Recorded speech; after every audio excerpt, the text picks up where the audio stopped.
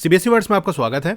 इस वीडियो के अंदर हम क्लास 10 साइंस का फर्स्ट चैप्टर, इसका नाम है केमिकल रिएक्शंस एंड इक्वेशंस, ये डिस्कस करेंगे और इसी वीडियो के अंदर इस पूरे चैप्टर को हम कंप्लीट कर लेंगे। यहाँ जो चीज़ मैं बेसिकली आपको एक्सप्लेन करने वाला हूँ वो इस चैप्टर के नोट्स हैं जो कि मैंने खुद ही बनाए हैं। तो ये नोट्स अगर आपको पढ़ना है तो मेरी वेबसाइट विजिट करके पढ़ भी सकते हो और वहाँ डाउनलोड का भी ऑप्शन होगा, डाउनलोड भी कर सकते हो।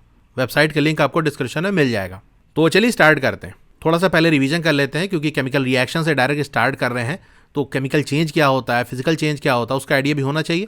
खैर, इसके बारे में आपने जूनियर क्लासेस में पढ़ा है, लेकिन अब शॉर्ट में थोड़ा सा रिवाइज कर लेते हैं। पहले बात कर लेते हैं फिजिकल चेंज की। ये ऐसा चेंज होता है जहां कोई नई चीज नहीं बनती, नो न्यू सब्सटेंसेस फॉर्म, चीज वही रहती है, बस बाहर से कुछ बदल जाता है। ये जो चेंज होते हैं वो रिवर्सिबल होते हैं आमतौर से, यानी इसके अंदर आपने कोई चेंज लाया वो वापस से अपनी ओरिजिनल स्टेट पे पहुंच सकता है।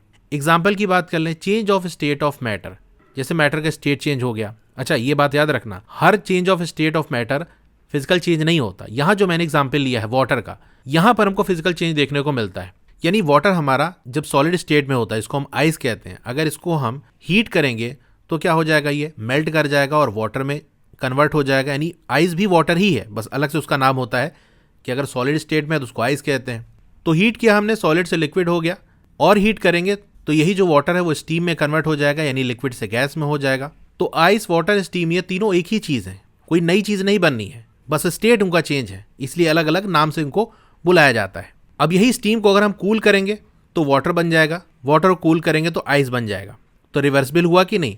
आइस को हमने हीट करके वाटर और वाटर को हीट करके स्टीम बनाया था, स्टीम को कूल करके वाटर, वाटर को कूल करके आइस बन गया, तो ये रिवर्सिबल है। फिर बात कर लेते हैं शेप की, कि अगर किसी चीज़ का आपने शेप चेंज कर दिया तो वो फिजिकल चेंज कहलाएगा। भाई, शेप चेंज करने में चीज़ थोड़ी ना बदल जाती। लोहे का टुकड़ा आपने लिया, उसका शेप चेंज कर दिया तो सोना थोड़ी ना बन जाएगा, लोहा तो लोहा ही रहेगा, चाहे जो शेप में बदल दो। तो ये फिजिकल चेंज हो गया। अब बात कर लेते हैं केमिकल चेंज की। यहाँ पर क्या होता है, एक या एक से ज़्यादा नया सब्सटेंस फॉर्म होता है। तो नई चीज़ बनेगी तो क्या होगा, जो इनिशियल सब्सटेंस था, स्टार्टिंग में जो हमने सब्सटेंस लिया था, उसका जो नेचर है, यानी वो किस तरह से बिहेव करेगा। जैसे मान लो उसको हीट करें तो क्या होगा, एसिड या बेस इसमें मिलाएं तो क्या होगा, तो ये उसके नेचर के अंदर आता है, यानी कैसा वो बिहेव करेगा दूसरी चीज़ों के साथ। तो इनिशियल सब्सटेंस का जो नेचर हो गया और उसकी जो आइडेंटिटी है, पहचान है, यानी बाहर से देखने में वो कैसा है, उसका कलर क्या है, उसका टेक्सचर यानी बनावट कैसी है। तो केमिकल चेंज के अंदर नेचर और आइडेंटिटी कुछ हद तक चेंज हो जाती है, बदल जाती है। ये जो केमिकल चेंज है वो इरिवर्सिबल है, यानी वापस अपनी ओरिजिनल कंडीशन पे उस चीज़ को नहीं लाया जा सकता एक बार हमने केमिकल चेंज कर दिया तो। फॉर एग्जाम्पल, पेपर आपने बर्न किया तो वो क्या होगा, राख बन जाएगी। अब उस राख से वापस पेपर आप नहीं बना सकते। तो बर्निंग ऑफ पेपर क्या है, केमिकल चेंज है। अब ये जनरली इरिवर्सिबल मैंने क्यों लिखा, क्योंकि आमतौर से ऐसा ही होता है, हमेशा ऐसा नहीं होता। कुछ ऐसे केमिकल चेंज भी होते हैं जो रिवर्स हो सकते हैं। खैर, उसकी डिटेल हमको नहीं पढ़नी। तो केमिकल चेंज के एग्जाम्पल की बात कर ले तो सोडियम और क्लोरीन को हम मिलाएंगे तो सोडियम क्लोराइड बनेगा। केमिकल चेंज के और एग्जाम्पल की बात कर लें, सॉरिंग ऑफ मिल्क, दूध में जो खट्टापन आ जाता है ये केमिकल चेंज है। अब दूध में खट्टापन क्यों आएगा, अगर रूम टेम्परेचर पे ऐसे गर्मियों के दिनों में बाहर आप रख दो तो कुछ टाइम के बाद वो दूध खराब हो जाता है, तो उसमें खट्टापन आ जाता है। आप टेस्ट करोगे तो खट्टा टेस्ट आएगा, तो फिर आप उससे समझ जाओगे अरे दूध खराब हो गया। तो एक बार ही खराब हो गया, वापस से अपना जो मिल्क है वो हासिल नहीं हो सकता आपको। तो सॉरिंग ऑफ मिल्क क्या है, केमिकल चेंज है। रस्टिंग ऑफ आयरन हो गया, इसके बारे में डिटेल में आगे हम पढ़ेंगे। तो लोहे का तवा, पैन या नेल, अगर इसको एक्सपोज किया जाता है ह्यूमिड एटमॉस्फेयर में, यानी लोहे को ऐसे, लोहे की चीज़ को अगर आप बाहर ऐसे रख दोगे तो होगा क्या, हमारे एटमॉस्फेयर में एयर प्रेजेंट है, उस एयर के अंदर ऑक्सीजन है और एयर के अंदर वाटर वेपर भी होता है। तो ये जो एयर में प्रेजेंट वाटर वेपर है, अगर इसका कंटेंट ज़्यादा होगा तो हम कहेंगे ये ह्यूमिड एटमॉस्फेयर है, बड़ा नमी वाला मौसम है। तो ये जो वाटर है और ऑक्सीजन है ये आयरन पे अटैक करके आयरन की रस्टिंग कर देते हैं, तो ये भी एक केमिकल चेंज है। फिर आ गया फर्मेंटेशन ऑफ ग्रेप्स, यानी अंगूर से शराब बनाना, तो ये केमिकल चेंज है क्योंकि बिल्कुल नई चीज़ बनती है। भाई, सिंपल अंगूर बैठ के घर में खाओगे तो कोई कुछ नहीं बोलेगा, लेकिन अंगूर से बनी हुई शराब पी लोगे तो पिट जाओगे। अब आप वहाँ ये नहीं कह सकते ना कि अरे ये तो अंगूर से बनी हुई है, लेकिन अब वो भैया चीज़ बदल गई है, अब ये वो अंगूर नहीं रह गया जिसको आप बैठ के आराम से खा रहे थे, अब इसकी शराब बन गई है, अब पियोगे तो पिटोगे। तो फर्मेंटेशन ऑफ ग्रेप्स में क्या हो रहा है, बिल्कुल वो चीज़ बदल जा रही है, ग्रेप से ग्रेप की शराब बन गई, तो ये केमिकल चेंज है। कुकिंग ऑफ फूड हो गया, डाइजेशन हो गया, रेस्पायरेशन हो गया। ठीक है, डाइजेशन और रेस्पायरेशन आगे के चैप्टर्स में हम देखेंगे, तो ये सारे केमिकल चेंज हैं। अब क्वेश्चन आता है what is chemical reaction. Chemical change तो देख लिया, केमिकल रिएक्शन क्या है। तो केमिकल रिएक्शन वो प्रोसेस है जहां पर नया सब्सटेंस नई प्रॉपर्टीज के साथ फॉर्म होता है। एक नई चीज बनेगी, उसकी अपनी नई प्रॉपर्टीज होंगी, तो ये जो प्रोसेस होता है इसको हम केमिकल रिएक्शन कहते हैं। जब भी केमिकल चेंज होता है तो हम कहेंगे केमिकल रिएक्शन हुआ है, क्योंकि केमिकल रिएक्शन होता है तभी केमिकल चेंज होता है। फॉर एग्जाम्पल, आपने कहा कि मेरा रिजल्ट आ गया, मैं पास हो गया, तो इसका मतलब आपने एग्जाम दिया होगा, एग्जाम वाले प्रोसेस से आप गुजरे होगे, यानी आपको पास होने के लिए एग्जाम देना पड़ेगा। तो आपने कहा कि मेरी क्लास चेंज हो गई, मैं क्लास 10 से क्लास 11th में पहुंच गया, ये जो चेंज हो गया इसका मतलब आपने एग्जाम वाला प्रोसेस दिया है। तो उसी तरीके से अगर केमिकल चेंज हुआ है तो वहां पर केमिकल रिएक्शन हुई होगी। अब ये केमिकल रिएक्शन बेसिकली है क्या, आपसे पूछ लिया जाए what is the chemical reaction, एक तो ऊपर डिफिनेशन हो गई, और थोड़ा सा इलेबोरेट करना चाहो तो आप लिखोगे इसके अंदर involve breaking of old chemical bonds and making of new chemical bonds. पुरानी केमिकल बॉन्ड्स का टूटना और नई केमिकल बॉन्ड्स का बनना, यही आपका केमिकल रिएक्शन है। जैसे एग्जांपल से इसको हम थोड़ा अच्छे समझते हैं। हमारे पास है हाइड्रोजन और है हमारे पास ऑक्सीजन, यानी हाइड्रोजन गैस और ऑक्सीजन गैस है, इनको हम मिलाएंगे तो वाटर बनेगा। अब ये कैसे बनता है थोड़ा सा इसको आप देखो, ये देखो यहां पर पहली फिगर की हम बात कर लें तो देखो ये हाइड्रोजन गैस है, 2 मॉलिक्यूल हमने हाइड्रोजन गैस के ले लिए और 1 मॉलिक्यूल हमने ऑक्सीजन का ले लिया। अब ये 2 हाइड्रोजन क्यों लिया था, 1 ऑक्सीजन का क्यों लिया, ये बैलेंसिंग वाला टॉपिक है, अभी आगे आएगा। तो केमिकल रिएक्शन में क्या होता है, सबसे पहले जो ओल्ड केमिकल बॉन्ड्स, अभी जो केमिकल बॉन्ड है वो टूटेंगी। ये जो ब्लैक कलर से आप देख रहे हो ना, ये बॉन्ड है। बॉन्ड वगैरह के बारे में आगे के चैप्टर में डिटेल पढ़ोगे। ऐसे समझ लो ऐसी फोर्स होती है जो एटम्स को आपस में एक दूसरे के करीब रखती है। जैसे ये वाला हाइड्रोजन एटम और ये वाला हाइड्रोजन एटम एक दूसरे से करीब रहेंगे, क्यों, क्योंकि इनके बीच में एक फोर्स लग रही है। उस फोर्स को हम ऐसे लाइन ड्रॉ करके दिखा देते हैं कि भाई ये बॉन्ड है। तो ऐसे कोई डंडे टाइप का चीज नहीं होता कि हाँ इसे चिपका हुआ है, जुड़ा हुआ है, तो ये बेसिकली फोर्स होती है। तो पहले तो ये बॉन्ड टूटेगी, यहां भी टूटेगी, यहां भी टूटेगी। देखो ये इस तरह से सारे एटम अलग अलग हो गए, तो पुरानी बॉन्ड टूट गई। अब क्या होगा, फिर से रीअरेंजमेंट होगा। ये 2 हाइड्रोजन चले जाएंगे इस ऑक्सीजन के साथ, देख सकते हो ये यहां पर। इसी तरीके से 2 हाइड्रोजन 1 ऑक्सीजन के साथ चले जाएंगे। अब नई बॉन्ड बनेंगे इनके बीच में, ठीक है, यहां पर ऐसे, यहां पर ऐसे, यहां पर ऐसे, यहां पर ऐसे, देखो इस तरह से। तो यहां पर अब क्या बन गया, 2 हाइड्रोजन एटम 1 ऑक्सीजन, यानी H2O। यहां पर क्या बना, H2O। तो H2O किसको कहते हैं, वाटर को कहते हैं। तो आपने देखा पुरानी बॉन्ड टूट रही है, नई बॉन्ड बन रही है। तो केमिकल रिएक्शन में यही होता है। तो ये जो पूरा प्रोसेस यहां बीच में हुआ, यही है केमिकल रिएक्शन, कि स्टार्टिंग में इस तरह से था, अब इस तरह से हो गया, बीच में ये कहानी हुई कि पुरानी बॉन्ड टूटी, रीअरेंजमेंट हुआ, नई बॉन्ड बनी। अब एक एग्जांपल देखते हैं, reaction between magnesium and oxygen. ये रिएक्शन कैसे होती है। देखो मैग्नीशियम रिबन जो कि मार्केट में आपको मिल जाएगा, उसको लेके आप बर्न कराओगे, यानी आग में उसको डालोगे, जैसा कि आप यहां देख सकते हो। तो होगा क्या, ये जो मैग्नीशियम रिबन है वो बर्न करने लगेगा। तो ये किस तरह से बर्न करता है, डेजलिंग व्हाइट फ्लेम। देखो जो फ्लेम होती, आग होती है, वो अलग अलग कलर की होती है। जैसे जनरली आप लकड़ी जलाओ तो उसमें रेड और ऑरेंज मिक्सचर टाइप की आग निकलती है कि नहीं, जैसे यहाँ पर ये बना हुआ है। जो हमारे घर में चूल्हा होता है उसके अंदर जो आग निकलती है, आप देखो उसमें ब्लू फ्लेम होती है। मैग्नीशियम को जब बर्न करोगे तो वहां पर व्हाइट फ्लेम आपकी निकलेगी। ये पॉइंट याद रखना, सफेद रंग की आग निकलेगी। और वो आग कैसी होगी, डेजलिंग व्हाइट फ्लेम, बहुत ज्यादा रोशनी के साथ निकलेगी। तो मैग्नीशियम बर्न होगा व्हाइट फ्लेम के साथ, तो बर्न करेगा तो क्या होगा, नीचे इसकी राख जो है वो चाइना डिश के अंदर आप कलेक्ट कर सकते हो। तो व्हाइट पाउडर आपको ये बर्न करता जाएगा और व्हाइट पाउडर नीचे की तरफ गिरता रहेगा। तो ये जो व्हाइट पाउडर है बेसिकली वो मैग्नीशियम ऑक्साइड है। Burning of magnesium ribbon in the presence of air gives magnesium oxide. अगर एयर की प्रेजेंस में मैग्नीशियम रिबन को हम बर्न करेंगे तो क्या मिलेगा हमको, मैग्नीशियम ऑक्साइड मिलेगा। एक पॉइंट आपको नोट करने का है, before burning clean the ribbon by rubbing it with sand paper. Magnesium ribbon को बर्न करने से पहले उसको सैंड पेपर से घिस लो, क्योंकि होता यह है ना कि अगर मैग्नीशियम रिबन ऐसे ही रखा रहता है तो वो ऑक्सीजन के साथ कंबाइन कर जाता है और एक लेयर बना देता है मैग्नीशियम ऑक्साइड की उसके सरफेस पे। तो इसकी वजह से बर्निंग वाला जो प्रोसेस है वो नहीं हो पाता। अगर ऐसे ही बर्न करोगे तो बहुत मुश्किल से वो जलेगा। तो पहले उसको सैंड पेपर से रब कर लो ताकि उसके ऊपर एक लेयर जो चढ़ गई है मैग्नीशियम ऑक्साइड की वो हट सके। तो ये पॉइंट याद रखना, कौन सी लेयर चढ़ती है, मैग्नीशियम ऑक्साइड की। क्यों चढ़ती है, क्योंकि एयर के अंदर हमारी ऑक्सीजन है, ये ऑक्सीजन मैग्नीशियम के साथ रिएक्ट कर जाती है और लेयर बना लेती है। तो पहले सैंड पेपर से इसको घिस लेना। अब यहां पर हमको समझना है वर्ड इक्वेशन। वर्ड इक्वेशन क्या होती है, किन चीजों को हमने मिलाया और क्या मिला, इसको दिखाने का जो तरीका होता है। जैसे स्टेटमेंट के फॉर्म में आप लिखोगे कि magnesium react with oxygen to form magnesium oxide. Word equation के फॉर्म में कैसे लिखोगे, तो जैसे मैग्नीशियम है, ये किसके साथ रिएक्ट कर रहा है, ऑक्सीजन के साथ। तो जो सब्सटेंस आपस में रिएक्ट कर रहे हैं उनको प्लस लगा लगा के दिखाते हैं। जैसे यहाँ 2 ही सब्सटेंस है, मैग्नीशियम और ऑक्सीजन है, तो इनके बीच में हमने प्लस लगा दिया कि यानी ये दोनों मिल रहे हैं, रिएक्ट कर रहे हैं। फिर एरो हमको क्या दिखा रही है कि मिलने पे क्या मिलेगा, हम क्या मिला, हमको मैग्नीशियम ऑक्साइड मिला। एरो के लेफ्ट साइड आपका रिएक्टेंट होता है, एरो के राइट साइड प्रोडक्ट होता है। अब आप कहोगे रिएक्टेंट्स और प्रोडक्ट होता क्या है, तो रिएक्टेंट होता है the substance that undergo chemical change in a reaction are the reactants. वो सब्सटेंस जिनके अंदर केमिकल चेंज आता है जब केमिकल रिएक्शन होती है तो उनको हम रिएक्टेंट्स कहते हैं। तो भैया मैग्नीशियम ऑक्सीजन के अंदर चेंज आया कि नहीं, ये दोनों मिल रहे हैं ना, तो इनको हम कहेंगे रिएक्टेंट्स।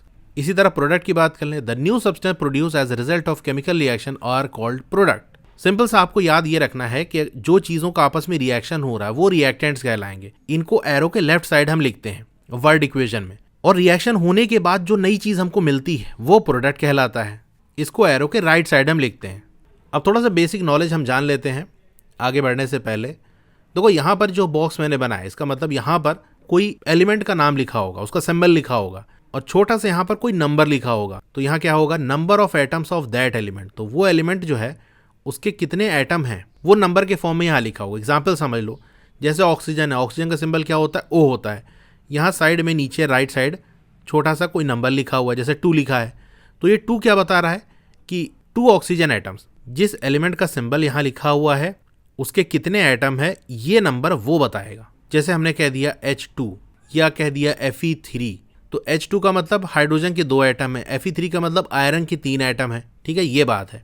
अब अगर कोई कंपाउंड है उसके पीछे कोई नंबर लिखा हुआ है, जैसे यहाँ 3 लिखा हुआ है, तो ये 3 क्या करेगा, उस कंपाउंड के अंदर हर एलिमेंट के जो नंबर ऑफ एटम है उनके साथ मल्टीप्लाई हो जाएगा। जैसे देखो यहाँ C लिखा है, इसका मतलब कार्बन के 1 एटम है। पीछे 3 लिखा है तो कार्बन के जितने एटम है उनके साथ ही 3 मल्टीप्लाई हो जाएगा। तो 3CO2 के अंदर कार्बन के कितने एटम है ये आपसे पूछा जाए तो आप क्या बताओगे, number of atoms of carbon are. देखो पीछे 3 लिखा हुआ है और C सिर्फ लिखा है, यानी कार्बन का 1 एटम है, 3 मल्टीप्लाई बाय 1 आपका 3 आ जाएगा। यानी कार्बन कितने एटम है, 3 एटम है। वहीं ऑक्सीजन की बात कर ले तो यहाँ देखो 2 लिखा हुआ है, इसका मतलब ऑक्सीजन के 2 एटम तो हैं, साथ ही में पीछे आपके 3 भी लिखा हुआ है। तो ये 3 इस 2 से जाके मल्टीप्लाई हो जाएगा। देखो एरो से मैंने लगा कर दिखाया है। तो number of atoms of oxygen क्या हो जाएंगे, 3 मल्टीप्लाई बाय 2 जो कि 6 होता है।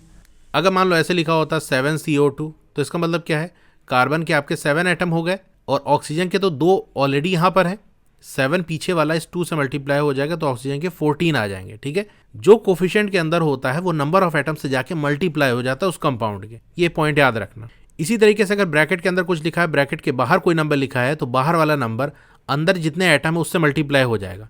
जैसे ब्रैकेट के अंदर नाइट्रोजन की बात कर ले तो सिर्फ N लिखा है, नहीं, नाइट्रोजन का 1 एटम है, तो ये 1 एटम बाहर के 2 से मल्टीप्लाई हो जाएगा। तो नंबर ऑफ नाइट्रोजन एटम कितने हो जाएंगे, 2 हो जाएंगे। ब्रैकेट के अंदर H4 लिखा है, यानी हाइड्रोजन के 4 एटम है, बाहर 2 लिखा हुआ है, यानी ये 2 4 से मल्टीप्लाई हो जाएगा। नंबर ऑफ हाइड्रोजन एटम कितने हो गए, 8 हो गए। ये पॉइंट याद होगा तो हमको बैलेंसिंग में बहुत ज़्यादा भी यूज़ होने वाला है। अब बात कर लेते हैं केमिकल इक्वेशन की। तो केमिकल इक्वेशन में बेसिकली हम क्या करते हैं, जो भी सब्सटेंस रिएक्ट कर रहे हैं उनके सिंबल हम लिखते हैं। वर्ड इक्वेशन है पूरा वर्ड लिखते हैं, जैसे मैग्नीशियम है तो पूरा मैग्नीशियम हमने लिखा, ऑक्सीजन है तो ऑक्सीजन पूरा लिखा। यहाँ पर सिर्फ उसका सिंबल लिख लेते हैं, जैसे मैग्नीशियम का सिंबल Mg होता है, ऑक्सीजन गैस का सिंबल O2 होता है। रिएक्ट कर रहे हैं यानी प्लस के साइन से दिखाएंगे कि दोनों मिल रहे हैं, रिएक्ट कर रहे हैं। एरो ये दिखा रही कि रिएक्शन हुई और क्या बना, मैग्नीशियम ऑक्साइड। तो मैग्नीशियम ऑक्साइड का सिंबल क्या होता है, MgO। तो मैग्नीशियम और ऑक्सीजन गैस रिएक्ट करी और मैग्नीशियम ऑक्साइड बना। अच्छा, ये जो केमिकल इक्वेशन है इसके अंदर आपको एक चीज दिख रही है कि नहीं, मैग्नीशियम की बात कर लें, रिएक्टेंट साइड में देखो कितने मैग्नीशियम है, बस 1 ठो है। प्रोडक्ट साइड में देखो कितना मैग्नीशियम है, बस 1 ठो है। ऑक्सीजन की बात कर लें, रिएक्टेंट साइड में यानी एरो के लेफ्ट साइड ऑक्सीजन कितना है, O2, यानी ऑक्सीजन के 2 एटम है। और प्रोडक्ट साइड में देखो ऑक्सीजन का सिर्फ 1 ही एटम है। तो मैग्नीशियम के एटम तो चलो इक्वल थे रिएक्टेंट और प्रोडक्ट साइड में, लेकिन ऑक्सीजन की जो एटम है रिएक्टेंट और प्रोडक्ट साइड में ये इक्वल नहीं है। रिएक्टेंट साइड में 2 एटम है और प्रोडक्ट साइड में सिर्फ 1 ही है। तो हम कहेंगे ये अनबैलेंस है कि भैया उधर 2 एटम था ऑक्सीजन का, इधर 1 ही है। बराबर होना चाहिए लेकिन बराबर नहीं है। तो ऐसी केमिकल इक्वेशन को हम कहेंगे अनबैलेंस केमिकल इक्वेशन। याद रखना, हर एलिमेंट को कंपेयर करेंगे। मैग्नीशियम तो देखो इक्वल आ गया था, तो ऐसा नहीं कि इक्वल आ गया बस अब आगे कुछ नहीं करना। दूसरा एलिमेंट पकड़ो, जैसे अब ऑक्सीजन है, ऑक्सीजन कंपेयर किया तो इक्वल नहीं आया। तो कोई एक भी अगर बैलेंस नहीं होगा, नंबर्स उनके कम ज़्यादा होंगे, इक्वल नहीं होंगे, तो वो केमिकल इक्वेशन अनबैलेंस्ड होगी। अनबैलेंस्ड केमिकल इक्वेशन को हम स्केलेटल केमिकल इक्वेशन भी कहते हैं। अब बात कर लेते हैं बैलेंस्ड केमिकल इक्वेशन की। तो यहाँ क्या होता है, if the number of atoms of each element on both the sides of arrow are equal the equation is balanced. हर एलिमेंट के नंबर ऑफ एटम एरो के दोनों साइड यानी रिएक्टेंट साइड में भी प्रोडक्ट साइड में अगर वो इक्वल है तो बैलेंस केमिकल इक्वेशन कहलाएगी। अगर ऐसा नहीं है तो फिर अनबैलेंस होगी। तो यहाँ देखो उसी ऊपर वाली इक्वेशन को बैलेंस किया गया। अभी कैसे बैलेंस करते हैं आगे हम देखेंगे, लेकिन यहाँ देखो कोफिशिएंट में 2 लगा दिया और यहाँ पर मैग्नीशियम ऑक्साइड से पहले भी 2 लगा दिया। अभी ऊपर मैंने बेसिक नॉलेज में आपको बताया था ये 2 क्या करेगा, जिस कंपाउंड से पहले लगा होगा उसमें जितने भी एलिमेंट प्रेजेंट होंगे उनसे मल्टीप्लाई हो जाएगा, यानी उनके नंबर ऑफ एटम से। Mg का मतलब 1 मैग्नीशियम, तो ये 2 इससे मल्टीप्लाई हो जाएगा, यानी मैग्नीशियम के कितने एटम हो गए रिएक्टेंट के साइड में, 2 हो गए। प्रोडक्ट साइड में देखो ये 2 नंबर ऑफ मैग्नीशियम एटम के साथ मल्टीप्लाई होगा। मैग्नीशियम यहाँ सिर्फ Mg लिखा है यानी एक एटम है, तो यहाँ भी मैग्नीशियम के 2 एटम हो गए। ऑक्सीजन की बात कर ले, रिएक्टेड साइड में O2 है यानी 2 एटम है। यहाँ ऑक्सीजन देखो एक है, लेकिन पीछे जो 2 लिखा है ये मल्टीप्लाई हो जाएगा ना, 2 1 2, ऑक्सीजन के भी 2 हो गए। अब देखो ये बैलेंस हो गया, दोनों साइड मैग्नीशियम के भी 2 एटम, ऑक्सीजन के भी 2 एटम, तो ये बैलेंस केमिकल इक्वेशन हो गई। अब आपके मन में क्वेश्चन आएगा कि बैलेंस करना ही क्यों है, तो ये क्वेश्चन एग्जाम में आया हुआ है, बहुत इंपॉर्टेंट है। Why do chemical equations need to be balance, भाई बैलेंस करना ही क्यों है, ऐसे ही रहने दो ना। तो अब इसका रीजन समझो। Balancing of chemical equation is done to satisfy the law of conservation of mass. Balance इसलिए करना है क्योंकि law of conservation of mass को सेटिस्फाई करना है। कोई भी केमिकल रिएक्शन होती है तो वहां पर लॉ ऑफ कंजर्वेशन ऑफ मास ये सेटिस्फाई होता है। अब आप कहोगे ये लॉ ऑफ कंजर्वेशन ऑफ मास क्या है, हालांकि आपने पढ़ा है लेकिन फिर भी हमको देखना है यहाँ पर। That is the total mass of the elements present in the products of chemical reaction has to be equal to the total mass of the elements present in reactant. ये हमारी रिएक्शन हुई, ये हमारा रिएक्टेंट साइड है, ये हमारा product side है। कोई भी एलिमेंट पकड़ लो, जैसे यही ऊपर वाला इक्वेशन हमने देखी, जैसे मैग्नीशियम ले लिया, तो मैग्नीशियम के जो एटम है उनको अपने तराजू पे रख के उसका वजन ले लिया, तो उसका जो मास आया ये बराबर होना चाहिए प्रोडक्ट साइड में जो भी मैग्नीशियम के एटम है उनके वजन के। लेकिन ये होगा कैसे, उसके लिए and for that the number of atoms of each element should be same before and after the chemical reaction. Chemical reaction के होने से पहले यानी रिएक्टेंट साइड में और होने के बाद यानी प्रोडक्ट साइड में नंबर ऑफ एटम इक्वल होने चाहिए। अगर रिएक्टेंट साइड में ऑक्सीजन के आपके 2 एटम होंगे और प्रोडक्ट साइड में एक ही है तो मास अलग अलग हो जाएगा कि नहीं। भाई 2 ऑक्सीजन एटम का जो मास है वो एक ऑक्सीजन एटम के मास के बराबर थोड़ी ना है। 2 किलो आलू और 1 किलो आलू का वजन बराबर नहीं होगा, दोनों अलग अलग है। इक्वल करने के लिए दोनों के नंबर ऑफ एटम्स इक्वल होने चाहिए। 2 ऑक्सीजन इधर था, 2 ऑक्सीजन का एटम इधर था, इधर भी एक और लगा देंगे तो 2 ऑक्सीजन का एटम इधर भी हो जाएगा। तो नंबर ऑफ एटम्स इक्वल हो जाएंगे तो मास इक्वल हो जाएगा, और मास इक्वल हो जाएगा तो law of conservation of mass satisfy हो जाएगा। यानी कोई भी रिएक्शन होती है तो वहां पर law of conservation of mass apply होता है। ये रिएक्शन से पहले और रिएक्शन के बाद हर एलिमेंट का नंबर ऑफ एटम इक्वल होता है, यानी मास इक्वल होता है। ऐसे भी आप सोच सकते हो कि भैया रिएक्टेंट साइड में हमारे 2 ऑक्सीजन एटम थे, प्रोडक्ट साइड में एक है, तो आप कहो कि एक गया कहाँ, गायब थोड़ी ना हो जाएगा। तो इसीलिए हर एलिमेंट के नंबर ऑफ एटम को हमको इक्वल करना होता है। अब इक्वल कैसे करेंगे वो अभी आगे हम देखते हैं कि किस तरह से बैलेंस किया जाता है। तो 2 मेथड है बेसिकली। एक मेथड जो आपकी एनसीईआरटी बुक में दिया है वो हिट एंड ट्रायल वाला है, यानी एक तरह से तुक्का आपको लगाना है कि हाँ ये लगा के देख लो, वो सेट करके देख लो, अपने सेटिंग करनी है, कुछ कोई प्रॉपर मेथड नहीं है। और दूसरा एक प्रॉपर मेथड भी है जो कि मैं आपको बता दूंगा। तो पहले जो एनसीईआरटी मेथड दिया उसकी हम बात कर लेते हैं। देखो कुछ पॉइंट आपको याद रखने हैं। पहले, do not change the formula of the compounds element involve in reaction. तो कंपाउंड का फॉर्मूला आपको नहीं चेंज करना है। जैसे ये ऊपर वाली इक्वेशन देख लो, यहाँ पर अनबैलेंस था, अब आपने दिमाग लगाया कि भैया यहाँ O2 था तो चलो यहाँ 2 लगा देते हैं, तो ये MgO2 क्या है, मैग्नीशियम डाइऑक्साइड हो गया। हमारा प्रोडक्ट क्या बनना था, मैग्नीशियम ऑक्साइड। तो यहाँ अगर 2 लगा दोगे तो फॉर्मूला बदल जाएगा, वो चीज़ बदल जाएगी, वो हमको नहीं करनी है। कोफिशिएंट में जो हम नंबर लगाते हैं, जैसे हमने लगा दिया 2MgO, तो इसका मतलब मैग्नीशियम ऑक्साइड के 2 मॉलिक्यूल्स हमारे पास हैं, मैग्नीशियम ऑक्साइड और मैग्नीशियम ऑक्साइड। तो 2 का मतलब ये है कि ये 2 ठो हैं, तो मैग्नीशियम ऑक्साइड ही रहा, चीज़ तो नहीं बदली, बस उसकी 2 क्वांटिटी आ गई। तो इसीलिए हमको जो भी काम करना है वो कोफिशिएंट में ही करना है। तो यहाँ देखो क्या कह रहा है, to balance the equation we put coefficients, यानी उस फॉर्मूले से पीछे कोई नंबर हम लगा देंगे। Third point is start balancing with the compound that contains the maximum number of atoms. वो कंपाउंड में सबसे ज्यादा एटम्स हैं, वहां से आप बैलेंसिंग स्टार्ट करो। उस कंपाउंड में भी वो एलिमेंट लो जिसके पास सबसे ज्यादा नंबर ऑफ एटम्स हैं। तो यहाँ पर एग्जाम्पल हम देख लेते हैं। Fe है, ये रिएक्ट करेगा H2O के साथ, प्रोडक्ट में हमको क्या मिलेगा, Fe3O4 और साथ में H2 यानी हाइड्रोजन गैस। अब पहले चेक कर लो क्या ये बैलेंस है। देखने से लग रहा है अनबैलेंस है। भैया देखो Fe यानी जो आयरन है उसका एक ही एटम है, यहाँ पर प्रोडक्ट साइड में देखो यहाँ 3 है, तो बैलेंस नहीं है, बैलेंस करेंगे। हमारा रूल क्या कहता है कि भैया देखो फॉर्मूला हमको नहीं बदलना है, कोफिशिएंट में ही लगाना है, यहाँ पर भी 2 3 4 पीछे ही कोई नंबर ही लिखना है, ठीक है। वो कंपाउंड पहले देख लो जहाँ सबसे ज़्यादा एटम है। किसमें ज़्यादा एटम है, ये वाले कंपाउंड के अंदर ज़्यादा एटम है। इसमें भी किस एलिमेंट के पास ज़्यादा एटम है, तो यहाँ आयरन भी है, ऑक्सीजन भी है, O4 है, यानी ऑक्सीजन के पास ज़्यादा एटम है, तो पहले ऑक्सीजन को ही बैलेंस कर लो। यहाँ O4 है यानी 4 ऑक्सीजन के एटम है, रिएक्टेंट साइड में ऑक्सीजन का 1 एटम है, हम सिर्फ पीछे ही लगा सकते हैं, तो भैया 1 है तो यहाँ पर 4 लगा देंगे, तो 4 और 1 मल्टीप्लाई होगा, 4 1 4 हो जाएगा, ठीक है। तो ऑक्सीजन हमारा बैलेंस हो गया। अब कौन सा कर लेते हैं, चलो आयरन को बैलेंस कर लेते हैं। यहाँ 3 है, अगर यहाँ पीछे 3 लगा देंगे तो ये Fe3 ये बैलेंस हो जाएगा। तो ऑक्सीजन बैलेंस हो गया, आयरन बैलेंस हो गया। अब हाइड्रोजन की बात कर लेते हैं। देखो यहाँ H2 है, ये कोफिशिएंट वाला इससे मल्टीप्लाई हो जाएगा, यानी हाइड्रोजन के 8 एटम्स हैं। यहाँ पर हाइड्रोजन के 2 ही एटम है, तो अगर यहाँ 4 लगा देंगे तो 4 2 8, ये भी 8 हो जाएगा। तो ये अब बैलेंस हो गया। तो हमने यहाँ पर पीछे 3 लगा दिया, यहाँ 4 लगा दिया और यहाँ 4 लगा दिया। अब देखो सारे आइटम्स इक्वल आ गए, आप देख सकते हो। अब दूसरे एग्जाम्पल में आप देखो किस कंपाउंड में ज़्यादा नंबर ऑफ एटम्स हैं, ये इसके अंदर। इसमें भी आप देखो ऑक्सीजन के पास ज़्यादा है, क्योंकि O3 है और बाहर वाला 2 2 3 6, तो ऑक्सीजन के 6 एटम है। यहाँ पर ऑक्सीजन के 3 एटम है, यानी अगर हम 2 लगा दें पीछे तो 2 3 ये भी 6 हो जाएगा। उसके बाद देखो नाइट्रोजन आ गया। नाइट्रोजन के 1 एटम में बाहर 2 है, यानी ये 1 और 2 मल्टीप्लाई होगा। नाइट्रोजन के 2 एटम है। इधर देख लो नाइट्रोजन, ये 1 तो था, लेकिन पीछे कोफिशिएंट में 2 लगने की वजह से 2 1 2, नाइट्रोजन भी हमारा 2 हो गया। अब चलो लेड को देख लेते हैं। Pb देखो यहाँ पर 1 है, यहाँ पर भी 1 है, लेड भी बैलेंस हो गया। पोटेशियम यानी K को देख लो, यहाँ पर 1 एटम है और यहाँ पर देखो 1 तो था, लेकिन पीछे 2 लगने की वजह से ये अनबैलेंस हो गया, यानी यहाँ पर K 2 हो गया, यहाँ 1 था। तो अगर हम पीछे 2 लगा दें तो पोटेशियम हमारा कितना हो जाएगा, 2 हो जाएगा। अब आयोडीन की बात कर ले, जिसको I से शो किया गया है। तो देखो यहाँ 1 एटम था, पीछे 2 है, तो 2 1 2, आयोडीन के 2 एटम, और यहाँ पर I2 तो पहले से ही, यानी आयोडीन के 2 एटम। तो सारा चीज़ बैलेंस हो गया। अब ये ऊपर जो हमने लिखा था अपनी अंडरस्टैंडिंग के लिए, उसको हटा देते हैं, तो ये बैलेंस हो गया। ये तो हिट एंड ट्रायल वाला हो गया कि यहाँ क्या लगाएं वहाँ क्या लगाएं। कभी कभी ये होता है कि इक्वेशन ऐसी आ जाती है जहाँ कन्फ्यूजन हो जाता है, बैलेंस नहीं हो रहा है, या एग्जाम के प्रेशर की वजह से कुछ समझ में नहीं आ रहा। तो एक प्रॉपर मेथड भी अगर आपको पता चल जाए कि भैया ये मेथड इस तरह से फॉलो कर लो, आंसर आ जाएगा, वही आपको लिख देना है, तो उसकी हम बात कर लेते हैं। तो एक मेथड होता है, उसको हम बॉटम ली मेथड कहते हैं, उसकी हम बात कर लेते हैं।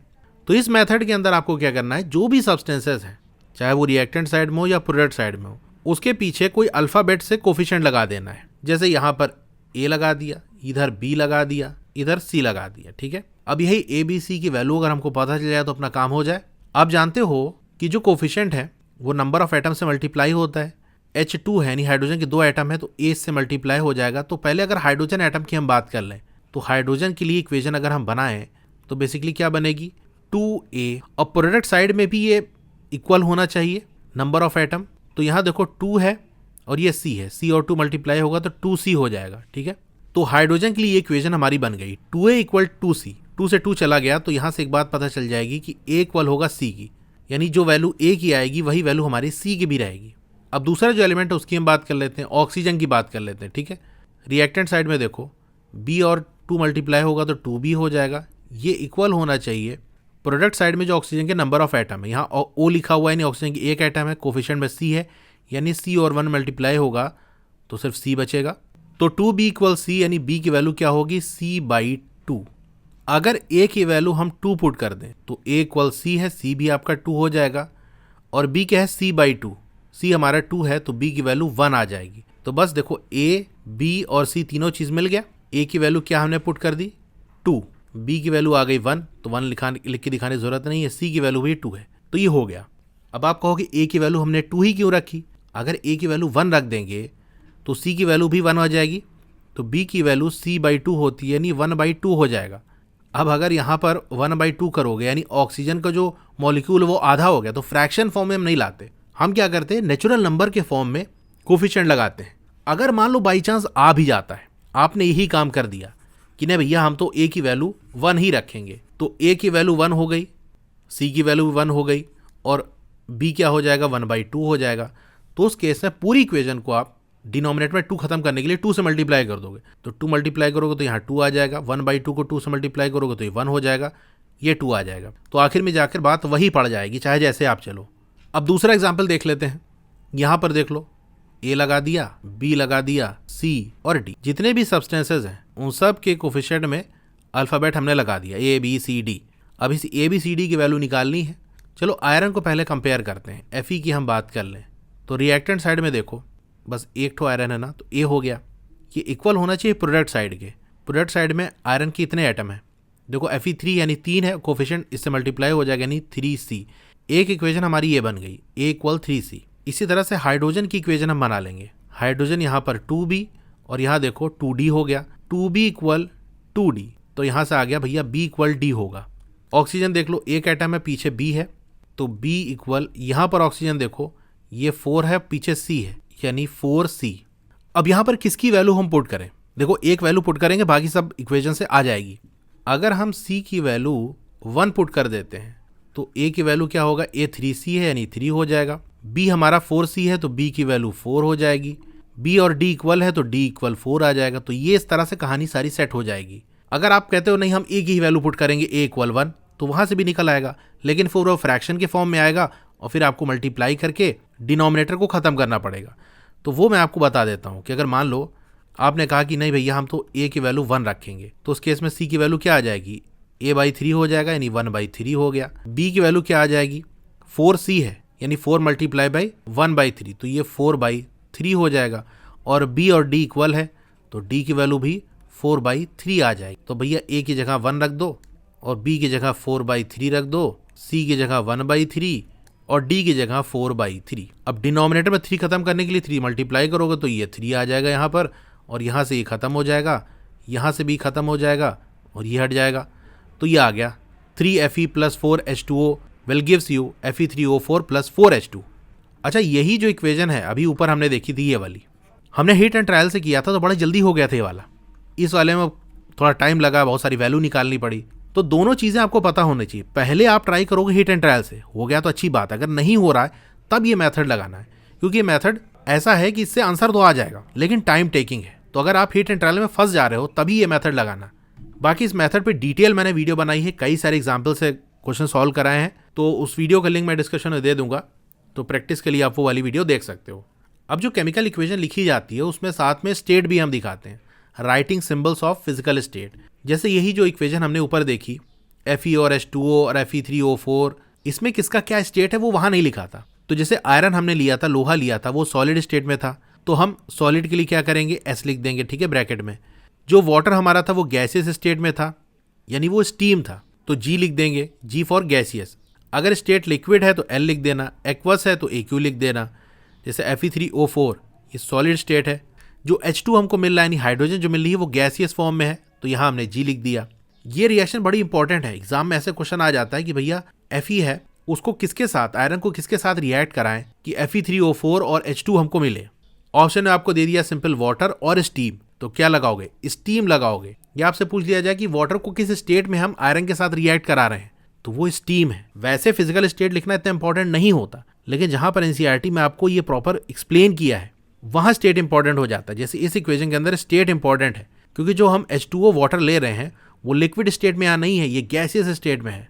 तो सॉलिड लिक्विड गैस ये तो आप जानते हो। ये एक्वस क्या होता है, एक्वस जिसके लिए हम AQ लिखेंगे, is written if the reactant of product is present as a solution in water.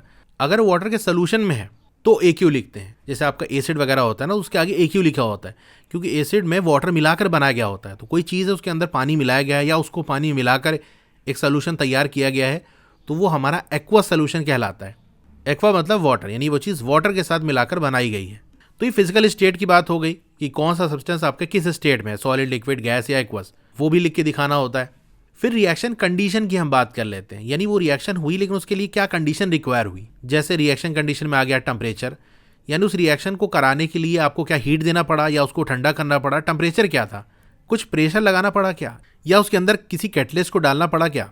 तो ये सारी रिएक्शन कंडीशन कहलाती है। रिएक्शन कंडीशन को हम एरो के ऊपर या नीचे लिखते हैं इक्वेशन की। जैसे कार्बन मोनोऑक्साइड, ये गैसियस स्टेट में है, ये हाइड्रोजन गैस के साथ जब रिएक्ट करती है तो CH3OH बनाती है, जो कि लिक्विड स्टेट में होता है। लेकिन ये रिएक्शन ऐसे नहीं होती कार्बन मोनोऑक्साइड यानी CO और H2 को ऐसे मिला दिया और रिएक्शन हो गई। कुछ चीज़ें आपको करनी पड़ती हैं, जैसे इन दोनों को मिलाया रिएक्शन हुई ही नहीं, तो आपने कुछ प्रेशर इसके ऊपर लगाया कि भाई ये प्रेशर लगाते हैं तो हो सकता है ये हो जाए रिएक्शन। तो इस रिएक्शन को कराने के लिए आपको जो प्रेशर देना पड़ेगा वो रिएक्शन कंडीशन हो गई कि नहीं। 340 ATM यानी 340 एटमॉस्फेरिक प्रेशर देना पड़ेगा। प्रेशर भी दे दिया, अभी भी रिएक्शन नहीं हुई, तो आपने कहा चलो इसको हीट करते हैं। तो हीट किया, इसका टेम्परेचर 300 डिग्री सेल्सियस पहुंच गया, अभी भी रिएक्शन नहीं हुई या बहुत धीरे से हो रही है, तो उसके लिए आप कैटेलिस्ट मिलाते हो। यहाँ जो कैटेलिस्ट है वो ZNO है और CrO3 है। तो किसी भी रिएक्शन को होने के लिए क्या कंडीशन लगी, क्या प्रेशर लगाना पड़ा, क्या टेम्परेचर देना पड़ा, या उसके अंदर कैटेलिस्ट डालना पड़ा क्या। ऐसी रिएक्शन नहीं हो रही थी, कैटलिस्ट डाले तो रिएक्शन हो गई, या बड़ा धीरे हो रही थी, कैटलिस्ट डाले तो तेज़ हो गई। तो ये सारी रिएक्शन कंडीशन एरो के ऊपर या नीचे लिख के दिखाई जाती है। अब आप कहोगे ये कैटलिस्ट है क्या, तो कैटलिस्ट जैसे कि ऊपर के एग्जाम्पल में ZNO और CrO3 है, are substances that cause a reaction to occur और proceed at different rate without the reaction itself being affected. ये कैटलिस्ट क्या करते हैं, अगर कोई रिएक्शन नहीं हो रही है, जैसे कार्बन मोनोऑक्साइड हाइड्रोजन को मिला रहे हैं, हो ही नहीं रही रिएक्शन, तो उसके लिए कुछ ऐसी चीजें उसमें डाल दो जिसकी वजह से वो रिएक्शन हो जाए। तो ZnO और CrO3 हम डालते हैं तो ये रिएक्शन हो जाती है, तो इनकी वजह से रिएक्शन हुई तो ये कैटलिस्ट कहलाएंगे। अच्छा, ये रिएक्शन में पार्टिसिपेट नहीं करते, बस इनकी होने की वजह से रिएक्शन स्टार्ट हो जाती है। अगर हो रही है धीरे धीरे तो डिफरेंट रेट से होने लगती है और तेज होने लगती है। इसको एग्जाम्पल चाहे समझ सकते हो, जैसे घर पे आप हो और जिसको भी आप थोड़ा सीरियस लेते हो, मम्मी या पापा में से, वो प्रेजेंट हो, आपके पास में बैठे हो, तो आप सीरियस होकर एकदम पढ़ोगे कि भैया अगर नहीं पढ़ेंगे तो मम्मी डांटेंगे या पापा डांटेंगे।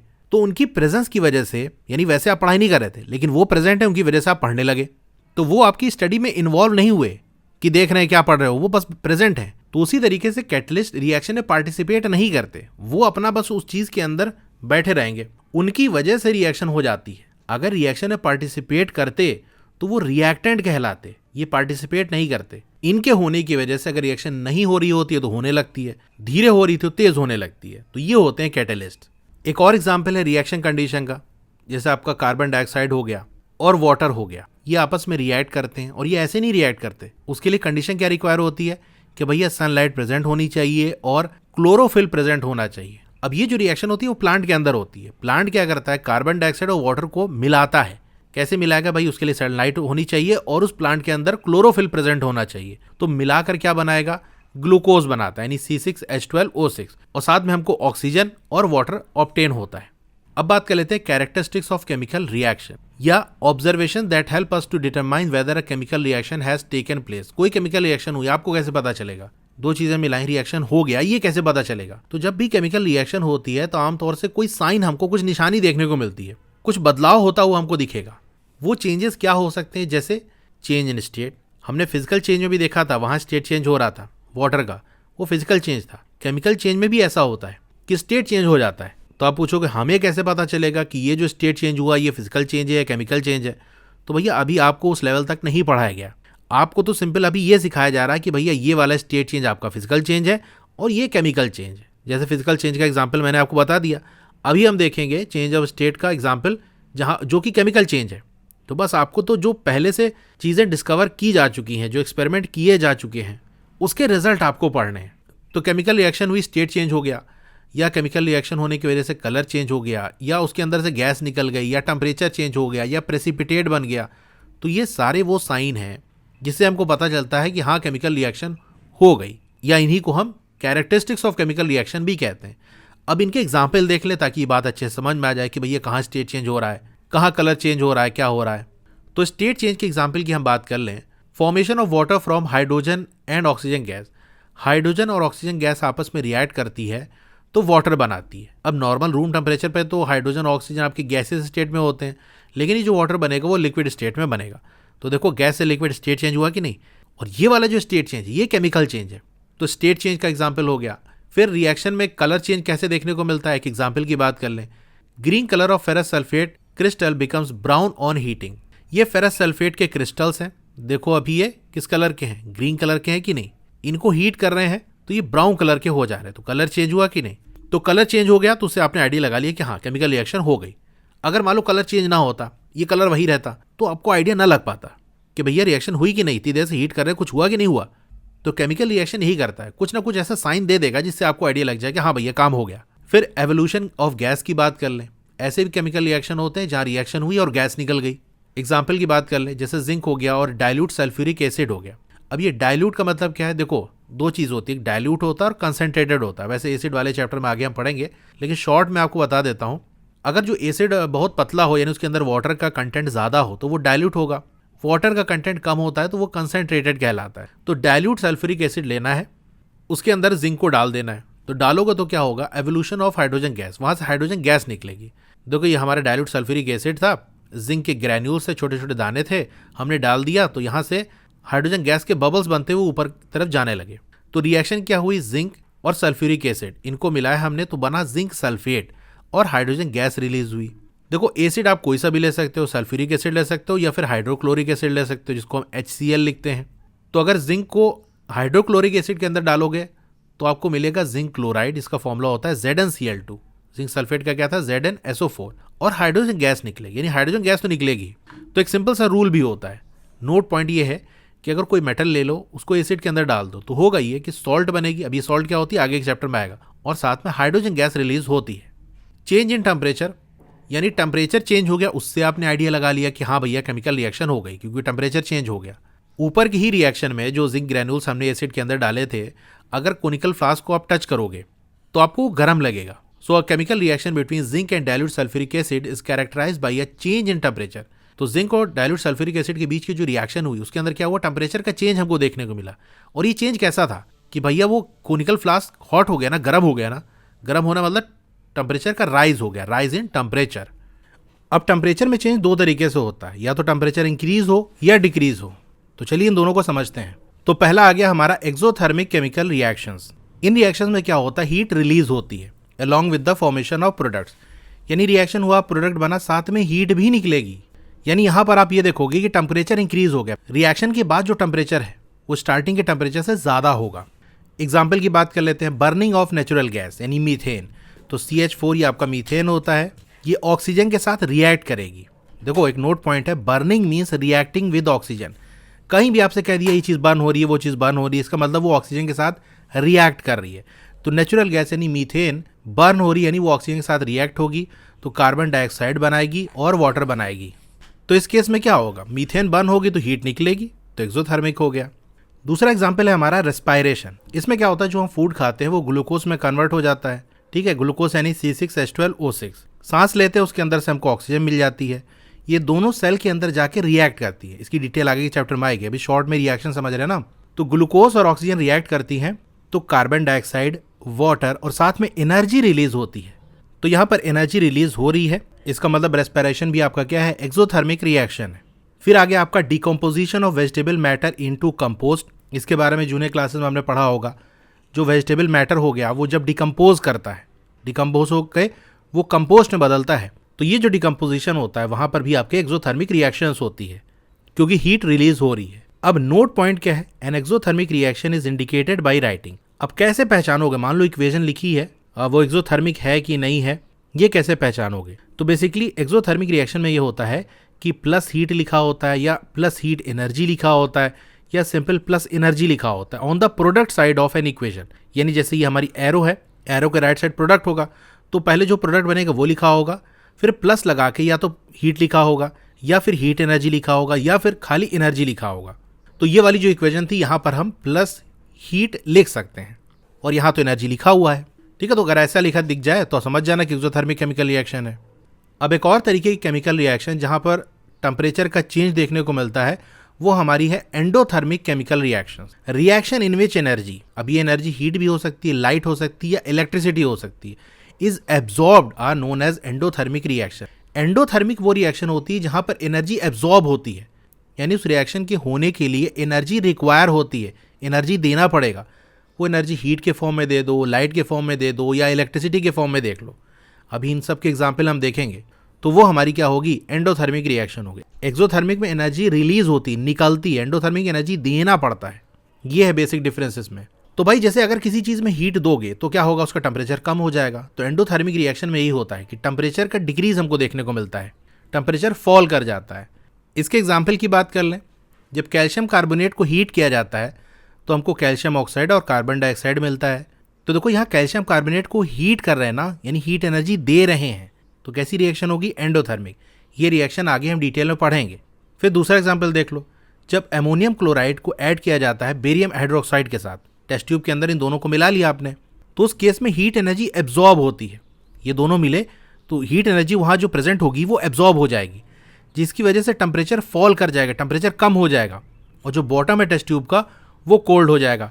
जिस टेस्ट ट्यूब के अंदर इन दोनों को मिलाओगे, उस टेस्ट ट्यूब को आप टच करोगे बाद में रिएक्शन के, तो देखोगे वो ठंडा हो गया, यानी हीट एनर्जी एब्जॉर्ब हो गई। तो ये कैसी रिएक्शन है, एंडोथर्मिक रिएक्शन। ये देख सकते हो, ये आपका बेरियम हाइड्रोक्साइड है, ये अमोनियम क्लोराइड है, ये इसका फॉर्मूला है, दोनों को मिला रहे हैं तो बेरियम क्लोराइड, अमोनिया और वाटर मिलेगा।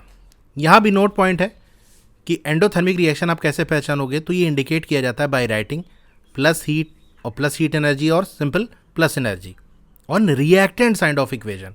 तो देख सकते हो यहाँ एरो है, एरो से पहले आपको ये चीज़ लिखी हुई मिल जाएगी। और एक चीज़ आपको देखने को मिल सकती है, या फिर हीट या डेल्टा साइन जो कि ट्राइंगल शेप का होता है, ये एरो पे बना होगा। तो देख लो ऐसे एरो होगी, उस पर हीट लिखा होगा, या फिर एरो के ऊपर ऐसे ट्राइंगल बना है यानी डेल्टा का सिंबल बना है, तो भी ये क्या दिखा रहा है कि एंडोथर्मिक रिएक्शन, यानी यहाँ पर हीट दे रहे हैं। एरो पे लिखे होने का मतलब ही ये है कि रिएक्शन के टाइम हीट दी जा रही है, तो हीट दे रहे हो तो एंडोथर्मिक हो गया। फिर लास्ट कैरेक्टरिस्टिक्स केमिकल रिएक्शन की होती है फॉर्मेशन ऑफ प्रेसिपिटेट, यानी कोई रिएक्शन हुई वहाँ प्रेसिपिटेट बन गया, तो हम समझ जाएंगे कि हाँ ये केमिकल रिएक्शन हुई। ये प्रेसिपिटेट क्या है, देखो एक इनसॉल्युबल सॉलिड टाइप का बन जाता है किसी रिएक्शन के बाद, तो वो हमारा प्रेसिपिटेट कहलाता है। अभी इसके बारे में आगे डिफिनेशन लिखी है मैंने, वो दिखा देंगे। तो इसके एग्जाम्पल की बात कर लें तो पोटेशियम आयोडाइड सोल्यूशन को जब ऐड किया जाता है, मिलाया जाता है लेड नाइट्रेट सोल्यूशन के साथ, तो यहाँ पर हमको येलो कलर का प्रेसिपिटेट मिलता है लेड आयोडाइड का। ये जो रिएक्शन है बड़ी इंपॉर्टेंट है, इसमें जो भी सब्सटेंसेज हैं उनके फॉर्मूले बड़े इंपॉर्टेंट है। जैसे लेड नाइट्रेट, इसका फॉर्मूला क्या है, PbNO3 होल ट्वाइस, और पोटेशियम आयोडाइड, इनको मिला रहे हैं तो क्या बनेगा। तो आपसे एग्जाम में डायरेक्ट पूछ लेगा कि भैया लेड नाइट्रेट और पोटेशियम आयोडाइड को मिला रहे हैं, बताओ इस रिएक्शन के अंदर प्रेसिपिटेट क्या बनेगा। प्रोडक्ट तो दो ठो बनना है, लेड आयोडाइड भी बनना है, पोटेशियम नाइट्रेट भी बनना है, लेकिन जो प्रेसिपिटेट है, जो इनसॉल्युबल सॉलिड नीचे बैठ जाएगा जाके येलो कलर का, वो आपका लेड आयोडाइड है। तो लेड आयोडाइड आपका प्रेसिपिटेट होगा, PbI2। तो प्रेसिपिटेट कौन होगा, लेड आयोडाइड, उसका कलर क्या होगा, येलो कलर होगा। साथ में और क्या बनेगा इस रिएक्शन में, पोटेशियम नाइट्रेट यानी KNO3, ठीक है। तो ये आपका येलो कलर का जो यहाँ देख रहे हो ये लेड आयोडाइड है, और बाकी ये जो अंदर सोल्यूशन है ये पोटेशियम नाइट्रेट का है। आपसे प्रेसिपिटेशन रिएक्शन के एग्जाम्पल ही पूछ सकता है, तो ये एग्जाम्पल आप लिख सकते हो विद रिएक्शन, ठीक है। तो ये हो गई कैरेक्टरिस्टिक्स। अब बात कर लेते हैं टाइप्स ऑफ केमिकल रिएक्शन। इसमें पहला आता है कॉम्बिनेशन रिएक्शन। नाम से ही पता चल रहा है कंबाइन कर रहे हैं, मिला रहे हैं, दो चार सब्सटेंसेस को आपस में मिला रहे हैं, उनकी रिएक्शन हो रही है और सिंगल प्रोडक्ट बनना है। ये इंपॉर्टेंट है कि प्रोडक्ट एक बनेगा। तो जब दो या दो से ज़्यादा सब्सटेंसेस, अभी सब्सटेंसेस एलिमेंट्स भी हो सकते हैं, कंपाउंड्स भी हो सकते हैं, ये कंबाइन करते हैं टू फॉर्म सिंगल प्रोडक्ट, तो ऐसी रिएक्शन को हम कॉम्बिनेशन रिएक्शन कहते हैं। अब इसके एग्जांपल्स देख लेते हैं। कैल्शियम ऑक्साइड रिएक्ट करता है विग्रेसली, यानी बहुत तेज, बहुत बुरी तरीके से रिएक्ट करता है वाटर के साथ। रिएक्ट करके क्या बनाता है, स्लेक्ड लाइम बनाता है, ठीक है। देखो ये कैल्शियम ऑक्साइड है, इसको क्विक लाइम भी कहते हैं या सिंपल लाइम भी कहते हैं, तीनों नाम आपको इसके याद होने चाहिए। वाटर के साथ मिला रहे हैं तो क्या बनना है, CaOH होल ट्वाइस, जिसका नाम होता है कैल्शियम हाइड्रोक्साइड। इसको कॉमनली हम स्लेक्ड लाइम या लाइम वाटर भी कहते हैं। बेसिकली आपका ये जो कैल्शियम ऑक्साइड है ना, ये चूना है, और H2O यानी वाटर, चूने को पानी मिला दोगे तो क्या बनेगा, लाइम वाटर, चूना पानी बनेगा, जिसको हम कैल्शियम हाइड्रोक्साइड या स्लेक्ड लाइम भी कहते हैं। तो इन दोनों को मिलाने पे हीट भी निकल रही है, तो हीट निकल रही है इसका मतलब एक ऐसी रिएक्शन है एक्सोथर्मिक। इसको देखो यहाँ पर टच करोगे ना तो आपको हॉट फील होगा। अब जो कैल्शियम ऑक्साइड है यानी ये जो चूना है, इसका इस्तेमाल सीमेंट बनाने में होता है। इसको पानी के साथ मिला लेते हैं, चूना पानी का सोल्यूशन जो बन जाता है, इसको हम स्लेक्ड लाइम कह रहे हैं। इसका इस्तेमाल होता है used for white washing walls, दीवार में पुताई करने के काम आता है। अब तो दूसरे तरीके का पेंट वगैरह हम करते हैं, पहले के टाइम में चूना ही पुतवाया जाता था। उसकी निशानी ये होती थी ना कि अगर चूने से पुताई करे हो तो उस पर ऐसे हाथ मारोगे तो वो वाइट वाइट आपके हाथ में लग जाएगा। तो कम खर्चे में जिसको पुताई वगैरह करानी होती है तो वो इसी से करा देता है कि भैया चूना पुतवा दो। तो स्लेक्ड लाइम जो है वाइट वॉशिंग में काम आता है वॉल्स की। देखो ये पुताई हो रही है यहाँ पर। अब ये जो स्लेक्ड लाइम यानी कैल्शियम हाइड्रोक्साइड है, ये धीरे धीरे रिएक्ट करता है कार्बन डाइऑक्साइड के साथ, जो कि एयर में प्रेजेंट होती है। यानी चूने को आपने पानी के साथ मिलाया तो क्या बन गया, कैल्शियम हाइड्रोक्साइड बन गया। अब ये जो कैल्शियम हाइड्रोक्साइड है, ये एटमॉस्फेयर है हमारे, जो कार्बन डाइऑक्साइड प्रेजेंट है उसके साथ रिएक्ट कर जाता है, और रिएक्ट करके एक पतली सी लेयर बना लेता है कैल्शियम कार्बोनेट की। यानी आपने चूने से पुतवा दिया दीवार को, कैसे पुतवाओगे भाई, चूना और पानी मिला के सोल्यूशन बनाओगे जो हमारा कैल्शियम हाइड्रोक्साइड होता है। अब आपने पुता दिया तो पहले तो गीला रहेगा ना क्योंकि उसके अंदर पानी है। तो ये जो कैल्शियम हाइड्रोक्साइड है ये कार्बन डाइऑक्साइड के साथ रिएक्ट करेगा और रिएक्ट करके कैल्शियम कार्बोनेट बना लेगा। तो एक पतली सी लेयर बन जाती है कैल्शियम कार्बोनेट की वॉल्स पे। तो ये जो कैल्शियम कार्बोनेट है ना, वो धीरे धीरे बनता है कार्बन डाइऑक्साइड के साथ, धीरे धीरे रिएक्ट करते करते। तो ये वाइट वॉशिंग के 2-3 दिन के बाद ये बन जाता है लेयर। इसकी वजह से वॉल को एक शाइनी फिनिश मिलती है। तो यहाँ से आपका एक क्वेश्चन बन सकता है कि वॉल्स पे जो शाइनी फिनिश है वो किसकी वजह से आती है, तो वो कैल्शियम कार्बोनेट की वजह से आती है। कैल्शियम कार्बोनेट कैसे बन जाता है भैया, हमने तो जो पेंट किया था वो कैल्शियम हाइड्रोक्साइड का किया था, तो भाई ये कार्बन डाइऑक्साइड के साथ रिएक्ट कर जाता है तब बनता है कैल्शियम कार्बोनेट, ठीक है। तो ये पूरी कहानी है। इसकी रिएक्शन भी इंपॉर्टेंट है, आप देख सकते हो यहाँ पर कि ये जो कैल्शियम हाइड्रोक्साइड हमारा बना था कार्बन डाइऑक्साइड से रिएक्ट करेगा तो कैल्शियम कार्बोनेट बनेगा, इसको हम लाइम स्टोन भी कहते हैं, ठीक है। और साथ में वाटर भी बनेगा। अब एक और क्वेश्चन एग्जाम में आता है कि बताओ मार्बल का केमिकल फॉर्मूला क्या होता है। तो मार्बल का केमिकल फॉर्मूला भी CaCO3 होता है। तो कैल्शियम कार्बोनेट का फॉर्मूला, मार्बल का फॉर्मूला दोनों का एक ही है, CaCO3। तो हमारा टॉपिक कॉम्बिनेशन रिएक्शन का चल रहा था ना, ये तो हमारी कॉम्बिनेशन रिएक्शन है क्योंकि यहाँ एक प्रोडक्ट बनना है। हीट हमारा प्रोडक्ट नहीं है, हीट तो एनर्जी है। प्रोडक्ट हमारा यानी जो चीज़ बननी है, जो सब्सटेंस हमको मिल रहा है वो एक है। तो ये कॉम्बिनेशन रिएक्शन का एग्जाम्पल है।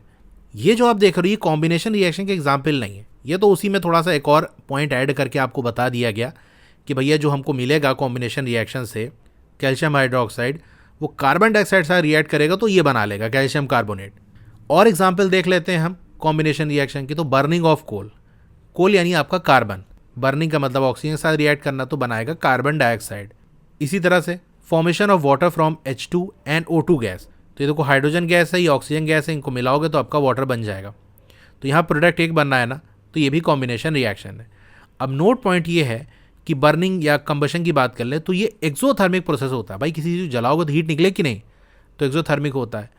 वहीं हीटिंग क्या है, एंडोथर्मिक प्रोसेस है। किसी चीज़ को आप हीट कर रहे हो, गर्म कर रहे हो, यानी उसके अंदर हीट एनर्जी दे रहे हो, तो वो एंडोथर्मिक होगा। अब दूसरे टाइप का केमिकल रिएक्शन होता है डिकम्पोजिशन रिएक्शन। ये कॉम्बिनेशन रिएक्शन का उल्टा है। कॉम्बिनेशन रिएक्शन में क्या होता है, दो या दो से ज़्यादा चीज़ों को मिलाकर एक सिंगल प्रोडक्ट बनता है। यहाँ पर एक रिएक्टेंट होगा, वही टूटेगा कई प्रोडक्ट्स के अंदर। The reaction in which single reactant breaks into two और more simpler substance are known as decomposition reaction. इसके एग्जाम्पल की बात कर लें तो जब फेरस सल्फेट को हीट किया जाता है स्ट्रांगली, तो ये डिकम्पोज हो जाता है, यानी कई हिस्सों में टूट जाता है।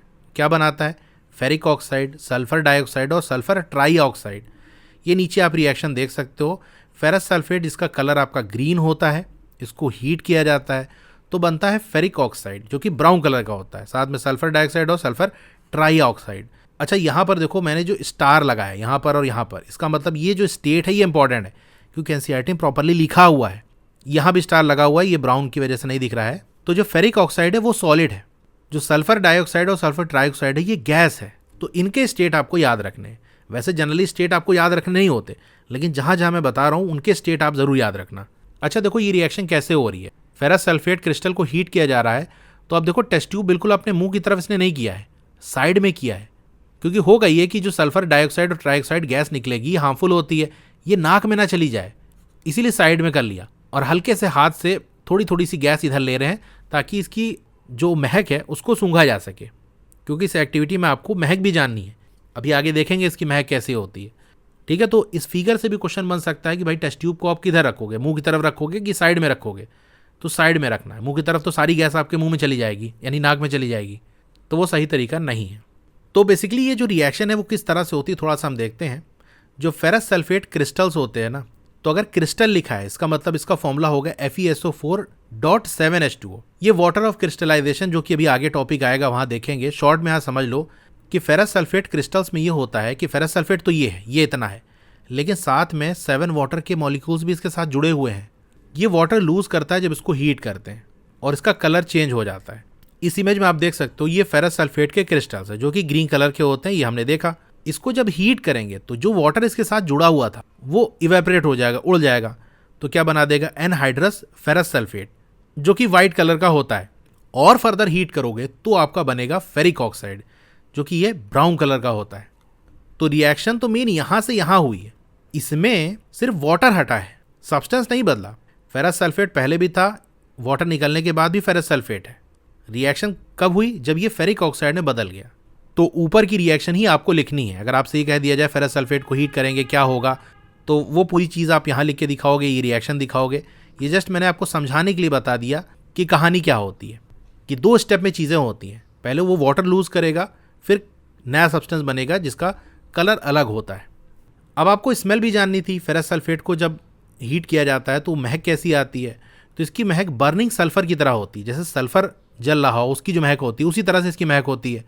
अब बर्निंग सल्फर की महक कैसे होती है तो वो भी जान लो। ये पंजेंट होती है, यानी बहुत स्ट्रॉन्ग, और सिमिलर होती है रॉटन एग से, यानी इसे सड़ा हुआ अंडा होता है ना, उसकी जो महक होती है उसी तरह की महक बर्निंग सल्फर की होती है। और उसी तरीके की महक फेरस सल्फेट को हीट करने पे हमको मिलेगी, ठीक है। अब एक और एग्जांपल देख लेते हैं। डिकम्पोजिशन रिएक्शन का सारा एग्जांपल चल रहा है। हीटिंग ऑफ कैल्शियम कार्बोनेट, देखो एक रिएक्टेंट है ना कैल्शियम कार्बोनेट यानी चूना, इसको हीट कर रहे हैं तो क्विक लाइम हमारा बनना है और कार्बन डाइऑक्साइड बनना है। एक और एग्जाम्पल देख लो, heating of lead nitrate powder. Lead nitrate यानी PbNO3 होल ट्वाइस, इसको हीट कर रहे हैं तो हमारा लेड ऑक्साइड बनेगा और नाइट्रोजन डाइऑक्साइड बनेगा। अच्छा, इस रिएक्शन में एक और पॉइंट इंपॉर्टेंट होता है जो कि एग्जाम में आता है। यहाँ देख सकते हो ये ब्राउन कलर का धुआं उठ रहा है, तो ये जो धुआं निकल रहा है वो किस चीज़ का है, ये क्वेश्चन आ जाता है। तो brown fumes are of nitrogen dioxide, NO2 gas. भाई लेड ऑक्साइड तो हमारा ये सॉलिड है, ये तो नीचे रह जाएगा। ऑक्सीजन तो हमारी गैस होती है, कलरलेस होती है, हम जानते ही हैं। तो ये ब्राउन कलर का धुआं निकल रहा है वो किसका होगा, बचा यही नाइट्रोजन डाइऑक्साइड, तो इसी का होता है। तो ऊपर के क्वेश्चंस में हमने जो देखा वहां पर जो डिकम्पोजिशन हो रहा है वो हीटिंग की वजह से हो रहा है। तो ऐसा डिकम्पोजिशन रिएक्शन जहां पर हीटिंग की वजह से वो रिएक्शन होता है उसको हम कहते हैं थर्मल डिकम्पोजिशन। अब डिकम्पोजिशन और चीज़ों की वजह से भी हो सकता है, जैसे हम उसको सनलाइट दे दें। तो एग्जाम्पल इसका भी देख लो, decomposition of silver chloride in sunlight. Silver chloride यानी AgCl जो कि ओरिजिनली वाइट कलर का होता है, उसको धूप में रख देते हैं तो वो सनलाइट को एब्जॉर्ब करेगा और डिकम्पोज कर जाएगा, दो हिस्सों में टूट जाएगा। किन हिस्सों में टूटेगा, एक तो आपका सिल्वर मिल जाएगा जो कि ग्रे कलर का होता है, दूसरा क्लोरीन गैस इसमें से निकलेगी। तो ये इंपॉर्टेंट क्वेश्चन यहाँ से आता है कि सिल्वर क्लोराइड का क्या कलर है, और जब ब्रेक करता है तो उसका कलर चेंज होकर क्या बन जाता है, तो पहले वो व्हाइट कलर का था, बाद में वो ग्रे हो जाता है। इसी तरह से दूसरा एग्जाम्पल है decomposition of silver bromide. Silver chloride और सिल्वर ब्रोमाइड दोनों सनलाइट की प्रेजेंस में डिकम्पोज हो जाते हैं। सिल्वर ब्रोमाइड का फॉर्मूला होता है AgBr। इसको सनलाइट में रखोगे तो ये सिल्वर और ब्रोमीन गैस के अंदर ये ब्रेक हो जाएगा। ये दोनों ही जो रिएक्शन है ऊपर की, इनका यूज होता है ब्लैक एंड व्हाइट फोटोग्राफी में। तो ये भी एग्जाम के अंदर क्वेश्चन आ जाता है कि बताओ कौन सी रिएक्शन है जो कि ब्लैक एंड व्हाइट फोटोग्राफी में यूज होती है। तो ये दोनों रिएक्शन है जो कि यूज होती है। कौन से सब्सटेंस यूज होते हैं, तो आप क्या बताओगे, सिल्वर क्लोराइड और सिल्वर ब्रोमाइड, ये दोनों सब्सटेंस यूज होते हैं ब्लैक एंड व्हाइट फोटोग्राफी में। तो हीट और लाइट देने से किस तरीके से डिकम्पोजिशन रिएक्शन होती है, ये एग्जांपल्स तो हमने देख लिए। अब जो हम डिस्कस करने वाले हैं, यहाँ पर हम इलेक्ट्रिसिटी देंगे और इसकी वजह से डिकम्पोजिशन होगा। तो हम बात कर लेते हैं इलेक्ट्रोलिसिस ऑफ वाटर। यहाँ पर हम वाटर के थ्रू इलेक्ट्रिसिटी पास कराएंगे जिसकी वजह से वाटर डिकम्पोज हो जाएगा। अब यहाँ पर सेटअप आप देख सकते हो, एक प्लास्टिक मग आपको ले लेना है, बॉटम पे यहाँ 2 होल कर देने हैं, दोनों होल में आपको ग्रेफाइट रॉड लगा देने हैं जो कि इलेक्ट्रोड की तरह वर्क करेगा। फिर 2 टेस्ट ट्यूब लेना है, उसके अंदर वाटर भर के इसको उल्टा इस तरह से रख देना है, ठीक है, इस ग्रेफाइट रॉड से इसको कवर कर देना है। फिर ऐसे रबर स्टॉपर आपको लगा देना है। तो टेस्ट ट्यूब के अंदर वाटर लेना है, साथ में मग के अंदर भी वाटर भरना है, लेकिन मग वाले वाटर के अंदर थोड़ा सा आपको 2-4 बूंद एसिड डाल देना है। जैसे चलो हम सल्फ्यूरिक एसिड यानी H2SO4 डाल देते हैं, ताकि ये जो वाटर है वो एसिडिफाई हो जाए। ऐसा इसलिए क्योंकि जो प्योर वाटर है वो पुअर कंडक्टर होता है इलेक्ट्रिसिटी का, हमको इलेक्ट्रिसिटी कंडक्ट करानी है ना। अगर एसिड डाल देंगे तो इसकी कंडक्टिविटी बढ़ जाएगी। फिर नीचे हमने देखो रबर स्टॉपर लगा दिया ताकि पानी नीचे बहने ना पाए। फिर दोनों इलेक्ट्रोड को यानी जो ग्रेफाइट रॉड है उसको बैटरी से कनेक्ट कर देना है। तो एक आपका एनोड होगा यानी जो पॉजिटिव वाला होगा और दूसरा कैथोड यानी निगेटिव होगा। तो दोनों जो इलेक्ट्रोड है वो बैटरी से कनेक्ट होगा, एक पॉजिटिव वाले टर्मिनल से, दूसरा निगेटिव टर्मिनल से। तो ये कनेक्शन बन गया, बैटरी से आपने कनेक्ट कर दिया तो करंट फ्लो होगा। तो हमको यहाँ पर ऑब्जर्व क्या होगा, when the electric current is pass through acidified water it decomposes to give hydrogen gas and oxygen gas. तो जो इलेक्ट्रिसिटी पास कराएंगे एसिडिफाइड वाटर के थ्रू, ये सिंपल वाटर प्योर वाटर नहीं, इसमें एसिड भी मिला है, तो ये वाटर डिकम्पोज हो जाएगा हाइड्रोजन गैस और ऑक्सीजन गैस। अब ये हमको कैसे पता चलेगा कि डिकम्पोजिशन हो गया है, formation of bubbles at both the carbon electrodes, यानी जो ग्रेफाइट रॉड है वो आपकी क्या है, बेसिकली इलेक्ट्रोड है, तो वहाँ पर आपको बबल्स बनते हुए दिखेंगे। तो ये बबल्स उन्हीं गैस के हैं, एक साइड आपका ऑक्सीजन बन जाएगा और एक साइड आपका हाइड्रोजन बन जाएगा। जैसे आप देख सकते हो एनोड साइड में आपको ये ऑक्सीजन मिल जाएगी और कैथोड साइड में आपकी हाइड्रोजन बन जाएगी। तो बेसिकली स्टार्टिंग में ये पूरा यहाँ वाटर भरा रहेगा, जैसे जैसे इलेक्ट्रिसिटी पास होती रहेगी, टाइम बीतता रहेगा, इस हिस्से में आप देखोगे ये खाली होता जाएगा। तो बेसिकली खाली नहीं हो रहा है, यहाँ पर ऑक्सीजन भरती जा रही है और इधर साइड इसी तरह से हाइड्रोजन भरती चली जा रही है। तो यहाँ इस टेस्ट ट्यूब के अंदर और ये वाले टेस्ट ट्यूब के अंदर जो वाटर था वो रिस्पेक्टिव गैसेस के अंदर डिकम्पोज होता जा रहा है। तो ये जो बबल है वो टेस्ट ट्यूब के अंदर जो वाटर है उसको डिस्प्लेस कर देंगे, यानी पहले पूरा वाटर भरा था, अभी वाटर हटता जाएगा, वाटर की जगह वो गैसेस लेती जाएंगी। रिएक्शन कुछ इस तरह से होगी कि जो हमारा वाटर है उसके थ्रू हमने इलेक्ट्रिसिटी पास कराई, तो ये हाइड्रोजन और ऑक्सीजन गैस के अंदर डिकम्पोज हो गया यानी ब्रेक हो गया। अब अगर एक जलती हुई कैंडल को उस टेस्ट ट्यूब के माउथ के करीब ले जाओगे जो कैथोड साइड में है, तो ये क्या करेगा, Burns rapidly making a popping sound, छोटे से धमाके की आवाज़ आएगी। अब ये पॉपिंग साउंड क्यों आई, क्योंकि कैथोड साइड में जो हमारा टेस्ट ट्यूब था उसके अंदर कौन सी गैस कलेक्ट हुई, ये ऊपर देख सकते हो, ये हमारा कैथोड है। कैथोड साइड में हाइड्रोजन कलेक्ट हो रही है। हमने कैसे पहचाना कि इधर साइड हाइड्रोजन है उधर साइड ऑक्सीजन है? तो दोनों टेस्ट ट्यूब को हमने बर्निंग कैंडल के करीब ले गए तो उन दोनों टेस्ट ट्यूब से गैस निकलेगी। तो कैथोड साइड वाला टेस्ट ट्यूब जब हम बर्निंग कैंडल के करीब ले गए तो पॉपिंग साउंड आ गई। और ये चीज़ हम जानते हैं कि जो हाइड्रोजन बर्न करता है तो उसमें से पॉपिंग साउंड आती है। तो हम समझ गए अच्छा पॉपिंग साउंड आ रहा है, इसका मतलब इस वाले टेस्ट ट्यूब के अंदर हाइड्रोजन गैस होगी। इसी तरीके से दूसरा वाला टेस्ट ट्यूब जो कि एनोड साइड में लगा हुआ था उसके करीब हम बर्निंग कैंडल को ले गए तो क्या हुआ, the candle starts burning brightly, और चमक के साथ और तेज़ जो है बर्निंग होने लगी। क्योंकि आप जानते होंगे कि ऑक्सीजन बर्निंग को सपोर्ट करता है, ऑक्सीजन की वजह से बर्निंग होती है। अगर ये ज़्यादा ऑक्सीजन मिलेगी तो और अच्छे से बर्निंग होगी। तो दूसरे वाले टेस्ट ट्यूब के अंदर ऑक्सीजन गैस थी, वो ऑक्सीजन गैस जब निकली तो कैंडल को और अच्छे से उसने बर्न कर दिया। तो वहाँ से आइडिया लग गया कि अच्छा इस टेस्ट ट्यूब के अंदर ऑक्सीजन गैस होगी। तो बर्निंग कैंडल के करीब ले जाके हम टेस्ट करते हैं। तो ये क्वेश्चन बन सकता है कि इलेक्ट्रोलिसिस ऑफ वाटर में हम जो टेस्ट ट्यूब है उसको बर्निंग कैंडल के करीब क्यों ले जाते हैं? इसलिए ले जाते हैं ताकि हम पता कर सकें कि कौन से टेस्ट ट्यूब के अंदर कौन सी गैस फॉर्म हुई है। पॉपिंग साउंड आया, समझ गए हाइड्रोजन गैस है। कैंडल और ब्राइटली बर्न करने लगी, समझ गए यहाँ पर ऑक्सीजन गैस है। ठीक है, तो देखो यहाँ से आपको याद रखना है कि हाइड्रोजन गैस कहाँ कलेक्ट होती है, कैथोड साइड में यानी निगेटिव वाले साइड में, और ऑक्सीजन गैस कलेक्ट होती है एनोड पे यानी पॉजिटिव साइड में। इसको शॉर्ट में ऐसे याद कर सकते हो HCOA, यानी हाइड्रोजन कैथोड ऑक्सीजन एनोड। अब दोनों साइड गैस जो फॉर्म होती है उनका अमाउंट इक्वल नहीं होता, यानी जितना एक टेस्ट ट्यूब के अंदर गैस बनी उतना ही दूसरे में नहीं बनती। दोनों में अमाउंट ऑफ यानी वॉल्यूम ऑफ गैस अलग होता है। हाइड्रोजन गैस ज़्यादा बनती है, ऊपर इमेज में भी आप देख सकते हो। किसी टाइम पे ये ऑब्जर्वेशन किया गया तो देखो हाइड्रोजन गैस ये इतने हिस्से में बनी है, ऑक्सीजन उसके आधे वाले हिस्से में बनी है। तो यही होता है, उतने ही टाइम में हाइड्रोजन गैस ज़्यादा बनती है, ऑक्सीजन गैस कम बनती है। The ratio of hydrogen and oxygen elements in water is 2:1 by volume. तो सिंपल वाटर का फॉर्मूला जानते हो H2O। जब इसको ब्रेक करेंगे तो यही एक कंपाउंड जब टूटेगा तो इसमें से H2 और O निकलेगा, यानी हाइड्रोजन के 2 एटम निकालने, ऑक्सीजन के 1 एटम निकालने। सीधी सी बात है, डबल वॉल्यूम आ जाएगा कि नहीं? हाइड्रोजन डबल अमाउंट में निकल रहा है तो डबल वॉल्यूम हो गया। तो ये भी क्वेश्चन आ जाता है कि हाइड्रोजन और ऑक्सीजन का वॉल्यूम क्या होता है, क्या रेशियो होता है इसका? तो 2:1 होता है। हाइड्रोजन 2 होगा, ऑक्सीजन 1 होगा। अब बात कर लेते हैं displacement reaction. Those reaction in which one element takes the place of another element in compound are known as displacement reaction.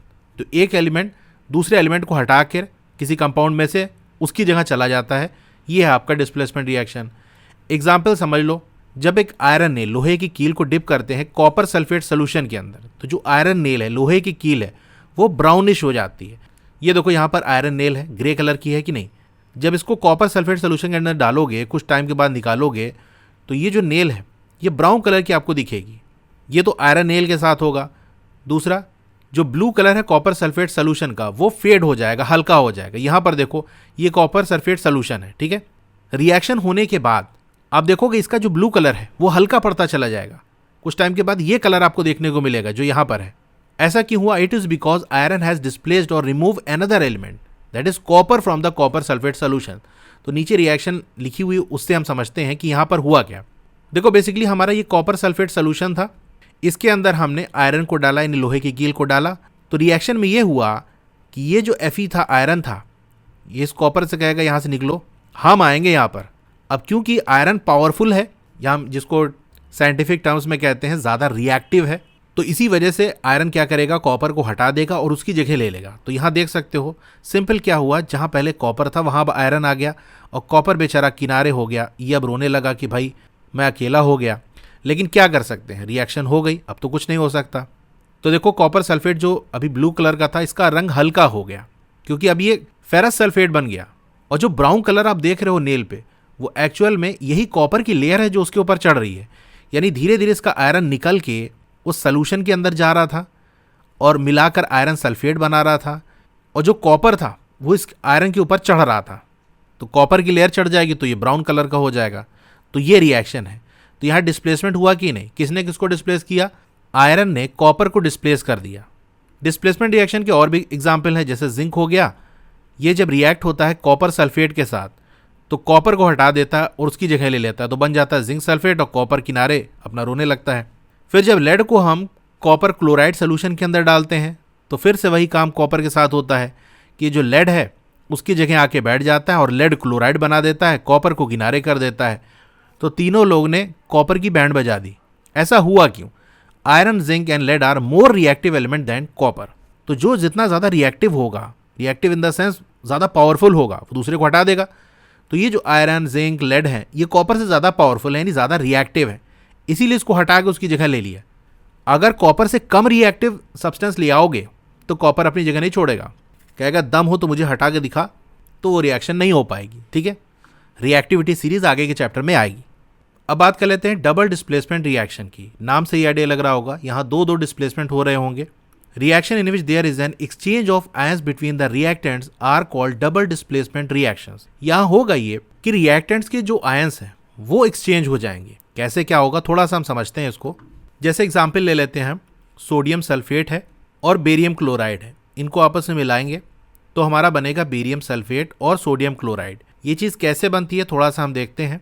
Basically होगा ये कि सोडियम सल्फेट ये पहले ब्रेक होगा। सोडियम सल्फेट क्या है? Na2SO4, ये दोनों अलग होंगे, यानी सोडियम अलग हो जाएगा और इसके ऊपर प्लस का चार्ज आएगा। केमिकल फॉर्मूला कैसे बनाते हैं क्लास 9th में आपने सीखा होगा, तो आप देखे होंगे फॉर्मूला बनने में क्रॉस मल्टीप्लाई हो जाता है, यानी जो वैलेंसीज होती हैं वो क्रॉस मल्टीप्लाई हो जाती हैं। तो सोडियम के ऊपर एक प्लस चार्ज होता है और सल्फेट यानी SO4 इसकी बात कर ले तो उस पर 2 निगेटिव चार्ज होता है। तो पहले ये अलग हो जाएगा, तो अलग हो जाएगा तो आयंस के फॉर्म में बन जाएगा। इसी तरीके से आपका जो बेरियम क्लोराइड है वो ब्रेक होगा बेरियम और क्लोरीन में। तो बेरियम की वैलेंसी बेसिकली 2 होती है, तो यहाँ पर 2 पॉजिटिव चार्ज आ जाएगा और क्लोरीन पे 1 निगेटिव चार्ज आ जाएगा। अब होगा ये कि सोडियम सल्फेट का सोडियम और बेरियम क्लोराइड का क्लोरीन ये आपस में मिल जाएंगे, यानी आयन का एक्सचेंज ही तो हो रहा है। यहाँ पर जो पॉजिटिव वाला आयन सोडियम का था वो सल्फेट के निगेटिव आयन के साथ ना जुड़ के, यानी स्टार्टिंग में तो सल्फेट के निगेटिव आयन के साथ जुड़ा था, लेकिन अब दूसरे वाले कंपाउंड का जो निगेटिव आयन है उसके साथ जुड़ गया। यानी सोडियम ने कहा कि भैया हमारा वाला निगेटिव तुम ले लो बेरियम क्लोराइड, और अपना वाला जो निगेटिव है क्लोरीन वाला वो हमको दे दो। तो बेसिकली सोडियम के साथ क्लोरीन आ गया और बेरियम के साथ सल्फेट आ गया। तो देख लो बेरियम सल्फेट और सोडियम क्लोराइड बन गया। तो आयंस का एक्सचेंज हो गया। जो निगेटिव आयन सोडियम के साथ था वो बेरियम के पास चला गया, बेरियम के पास जो निगेटिव था वो सोडियम के पास आ गया। तो ये होती है कहानी। तो बैकग्राउंड में क्या होता है वो मैंने आपको बता दिया। अब ये जो रिएक्शन है ये भी प्रेसिपिटेशन रिएक्शन है, क्योंकि यहां भी प्रेसिपिटेट बनेगा। कौन है भैया प्रेसिपिटेट? देख सकते हो ये सॉलिड स्टेट में है ना, ये बेरियम सल्फेट आपका प्रेसिपिटेट बनेगा। तो ये इमेज मैंने देखो बना दी है कि आप बेसिकली टेस्ट ट्यूब के अंदर सोडियम सल्फेट लोगे और उसके अंदर बेरियम क्लोराइड की कुछ बूंदें डाल दोगे, तो दोनों देखो एक्वस स्टेट के अंदर है, ये मिलेंगे। तो होगा ये कि एक तो सोडियम क्लोराइड का आपको एक्वस सोल्यूशन मिल जाएगा, नीचे आप देखोगे कुछ सॉलिड यहाँ पर कलेक्ट हो जाएगा। तो ये जो सॉलिड है जो कि सोल्यूशन के अंदर मिक्स नहीं हुआ, डिसॉल्व नहीं हुआ, बल्कि नीचे जाके बैठ गया, ये है आपका बेरियम सल्फेट। तो प्रेसिपिटेट जो बनेगा वो क्या होगा इस रिएक्शन में? Barium sulphate. अब ये प्रेसिपिटेट किस कलर का होगा? कलर भी इंपॉर्टेंट है, आपके बुक में दिया है तो याद ही रखना है आपको। ये व्हाइट प्रेसिपिटेट होगा BaSO4 का। कैसे बना? रिएक्शन ऑफ SO4 2 निगेटिव और Ba2 पॉजिटिव, ये मैंने आपको करके बता दिया था। तो प्रेसिपिटेट क्या है? Insoluble substance remain after a chemical reaction is called precipitate. ऐसा सब्सटेंस जो कि सॉल्युबल ना हो, रिएक्शन के बाद बच जाए, वो प्रेसिपिटेट होता है। और कोई भी ऐसी रिएक्शन जहां पर प्रेसिपिटेट फॉर्म होता है उसको हम प्रेसिपिटेशन रिएक्शन कहते हैं। देखो एग्जाम में क्वेश्चन ऐसे आ जाता है ना कि एक रिएक्शन दे दी और उसके कई सारे स्टेटमेंट दे दिए कि ये प्रेसिपिटेशन रिएक्शन है, ये डिस्प्लेसमेंट रिएक्शन है, ये डबल डिस्प्लेसमेंट रिएक्शन है, और भी ऐसे दे देंगे और फिर कहेंगे बताओ कौन से स्टेटमेंट सही है, first second, third fourth, second third, इस तरह से ऑप्शन आ जाता है। तो एक रिएक्शन के बारे में आपको सारी चीज़ें पता होनी चाहिए जितना आपके बुक में बताई गई हैं। तो ये वाली रिएक्शन की अगर हम बात कर लें तो ये डबल डिस्प्लेसमेंट रिएक्शन भी है, साथ में ये प्रेसिपिटेशन रिएक्शन भी है। और एक एग्जाम्पल डबल डिस्प्लेसमेंट रिएक्शन का वही जो हमने देखा था स्टार्टिंग में ना, लेड नाइट्रेट और पोटेशियम आयोडाइड को मिलाएंगे तो यहाँ हमारा लेड आयोडाइड जो कि येलो प्रेसिपिटेट है वो बनेगा और पोटेशियम नाइट्रेट बनेगा। तो यहाँ भी डबल डिस्प्लेसमेंट हो रहा है। नाइट्रेट देखो ये पोटेशियम के साथ चला जा रहा है और आयोडीन लेड के साथ आ जा रहा है, तो लेड आयोडाइड हो गया और पोटेशियम नाइट्रेट बन गया। यहाँ भी प्रेसिपिटेट बनना है, तो ये प्रेसिपिटेशन रिएक्शन का भी एग्जाम्पल है। अब फिफ्थ टाइप की जो केमिकल रिएक्शन है वो हमारी है ऑक्सीडेशन एंड रिडक्शन। पहले ऑक्सीडेशन की बात कर ले तो ये क्या है? Addition of oxygen to a substance is called oxidation. The removal of hydrogen from a substance is called oxidation. तो यहाँ देखो फिगर से मैंने बता दिया कि भाई देखो ऑक्सीजन अगर किसी चीज़ में ऐड हो रही है, किसी सब्सटेंस में जुड़ रही है, ये एरो देखो बॉक्स की तरफ जा रही है, नहीं बॉक्स से जाके जुड़ जाएगी, या फिर हाइड्रोजन निकल रही है बाहर, रिमूव हो रही है, तो दोनों ही केस में आपका ऑक्सीडेशन कहलाएगा। ऑक्सीजन का ऐड होना ऑक्सीडेशन, हाइड्रोजन का रिमूवल ऑक्सीडेशन। ठीक है, इसके एग्जाम्पल की बात कर लें, कॉपर पाउडर को अगर हम हीट करेंगे तो उसकी सरफेस जो है वो कोट हो जाएगी with a black copper oxide. इसके ऊपर कॉपर ऑक्साइड की एक लेयर चढ़ जाएगी। ये देखो यहाँ पर चाइना डिश के अंदर हमने कॉपर पाउडर लिया, अभी ये ब्राउन कलर का, हीट करते जाओगे तो ये ब्लैक कलर का हो जाएगा। तो बेसिकली इसी सरफेस पे ब्लैक कलर की एक लेयर चढ़ जाती है हीट करने की वजह से। अब यहाँ पर बेसिकली ये हुआ कि जो ऑक्सीजन है वो कॉपर के साथ ऐड हो गया और कॉपर ऑक्साइड बना लिया। ये देखो रिएक्शन यहाँ लिख के भी मैंने दिखा दी है कि हमारा कॉपर का पाउडर था, उसको हमने हीट किया। हीट करने में क्या होता है, ऑक्सीजन के साथ रिएक्शन होती है, तो कॉपर ऑक्सीजन के साथ रिएक्ट किया, यानी कॉपर इसमें ऐड हो गया, जुड़ गया और क्या बना दिया, कॉपर ऑक्साइड। देखो पहले कॉपर अकेला था, ऑक्सीजन आके इसके मिलके कॉपर ऑक्साइड बना लिया। तो कॉपर तो आपका ब्राउन कलर का होता है, लेकिन कॉपर ऑक्साइड आपका ब्लैक कलर का होता है। If a substance gain oxygen और loses hydrogen during a reaction, it is said to be oxidise. तो आपसे क्वेश्चन आ जाता है, बताओ यहाँ पर इस रिएक्शन के अंदर कौन सब्सटेंस ऑक्सीडाइज हो रहा है। तो ये देख लो कि किस सब्सटेंस के अंदर ऑक्सीजन ऐड हो रहा है, किसको ऑक्सीजन मिल रहा है, या किससे हाइड्रोजन दूर हो रहा है, निकल रहा है। तो जिस सब्सटेंस में ये हो रहा है वो सब्सटेंस ऑक्सीडाइज होगा। यही एग्जाम्पल में देख लो, ये कॉपर था, पहले अकेले था ना, प्रोडक्ट साइड में देखो इसके साथ ऑक्सीजन जुड़ा हुआ है, यानी कॉपर को ऑक्सीजन मिल गया। तो कौन ऑक्सीडाइज हुआ, कॉपर। अच्छा, ये जो क्वेश्चन आता है कि कौन ऑक्सीडाइज हुआ, कौन रिड्यूस हुआ, ऑक्सीडाइजिंग एजेंट कौन है, रिड्यूसिंग एजेंट कौन है, तो इन सब को आपको कहाँ ढूंढना है, रिएक्टेंट साइड में। ध्यान रखना, प्रोडक्ट साइड में इनका आंसर नहीं मिलेगा, रिएक्टेंट साइड में। यानी इसी रिएक्शन में मैंने आपसे पूछ लिया, बताओ ऑक्सीडाइज कौन हुआ, रिड्यूस कौन हुआ, तो इधर नहीं देखोगे, प्रोडक्ट साइड में नहीं देखना। आपके सामने दो ऑप्शन है कि भैया कॉपर ऑक्सीडाइज हुआ कि ऑक्सीजन ऑक्सीडाइज हुआ। तो ये देख लो कौन सा ऐसी चीज है जिसमें पहले ऑक्सीजन नहीं था बाद में आ गया, या किसमें हाइड्रोजन पहले जुड़ा था अब नहीं है, तो वो ऑक्सीडाइज होगा। कॉपर देखो खाली था, यहाँ इसके साथ ऑक्सीजन जुड़ गया, तो कॉपर ऑक्सीडाइज हुआ। अभी इसके एग्जाम्पल हम देखेंगे तो और क्लियर होगा, अभी जस्ट आपको मैंने थोड़ा सा बता दिया। तो ऑक्सीडेशन की बात हो गई। इसी तरीके से हम रिडक्शन की बात कर लें तो रिडक्शन में बिल्कुल उल्टा होता है। ऑक्सीडेशन में ऑक्सीजन का एडिशन और हाइड्रोजन का रिमूवल है। यहाँ आप देख सकते हो एडिशन ऑफ हाइड्रोजन या रिमूवल ऑफ ऑक्सीजन, इसको हम रिडक्शन कहते हैं। ये हाइड्रोजन जाके इससे जुड़ रहा है, मिल रहा है, इसकी तरफ जा रहा है, और ये देखो ऑक्सीजन दूर निकल रहा है, यानी रिमूव हो रहा है, तो ये रिडक्शन होता है। इसके एग्जाम्पल की बात कर लें तो वही ऊपर जो हमारा कॉपर को हीट करने से कॉपर ऑक्साइड बना था ना, इसमें हाइड्रोजन गैस को पास करा दो। Hydrogen gas is passed over this heated material. Copper oxide को हमने हीट किया ना, यानी अभी कॉपर को हीट किया तो कॉपर ऑक्साइड बना, अभी ये गर्म है, गर्म ही गर्म में हाइड्रोजन गैस इस पे पास करा दो तो रिएक्शन हो जाएगा। क्या रिएक्शन होगा, जो ब्लैक कोटिंग है सरफेस पे वो ब्राउन हो जाएगी, क्योंकि यहाँ पर रिवर्स रिएक्शन हो जाएगा। रिवर्स रिएक्शन होकर कॉपर ऑब्टेन हो जाएगा, यानी कॉपर को हमने हीट किया था, कॉपर ऑक्साइड मिला। अब इसी कॉपर ऑक्साइड के ऊपर हाइड्रोजन गैस पास करा देंगे तो फिर से कॉपर मिल जाएगा। तो कॉपर से हमने स्टार्ट किया तो कॉपर फिर से मिल गया, तो ये कह रहा है रिवर्स रिएक्शन हो गई। तो ये देखो कॉपर ऑक्साइड जो हमारा ब्लैक कलर का था, ये हाइड्रोजन के साथ रिएक्ट कर जाएगा।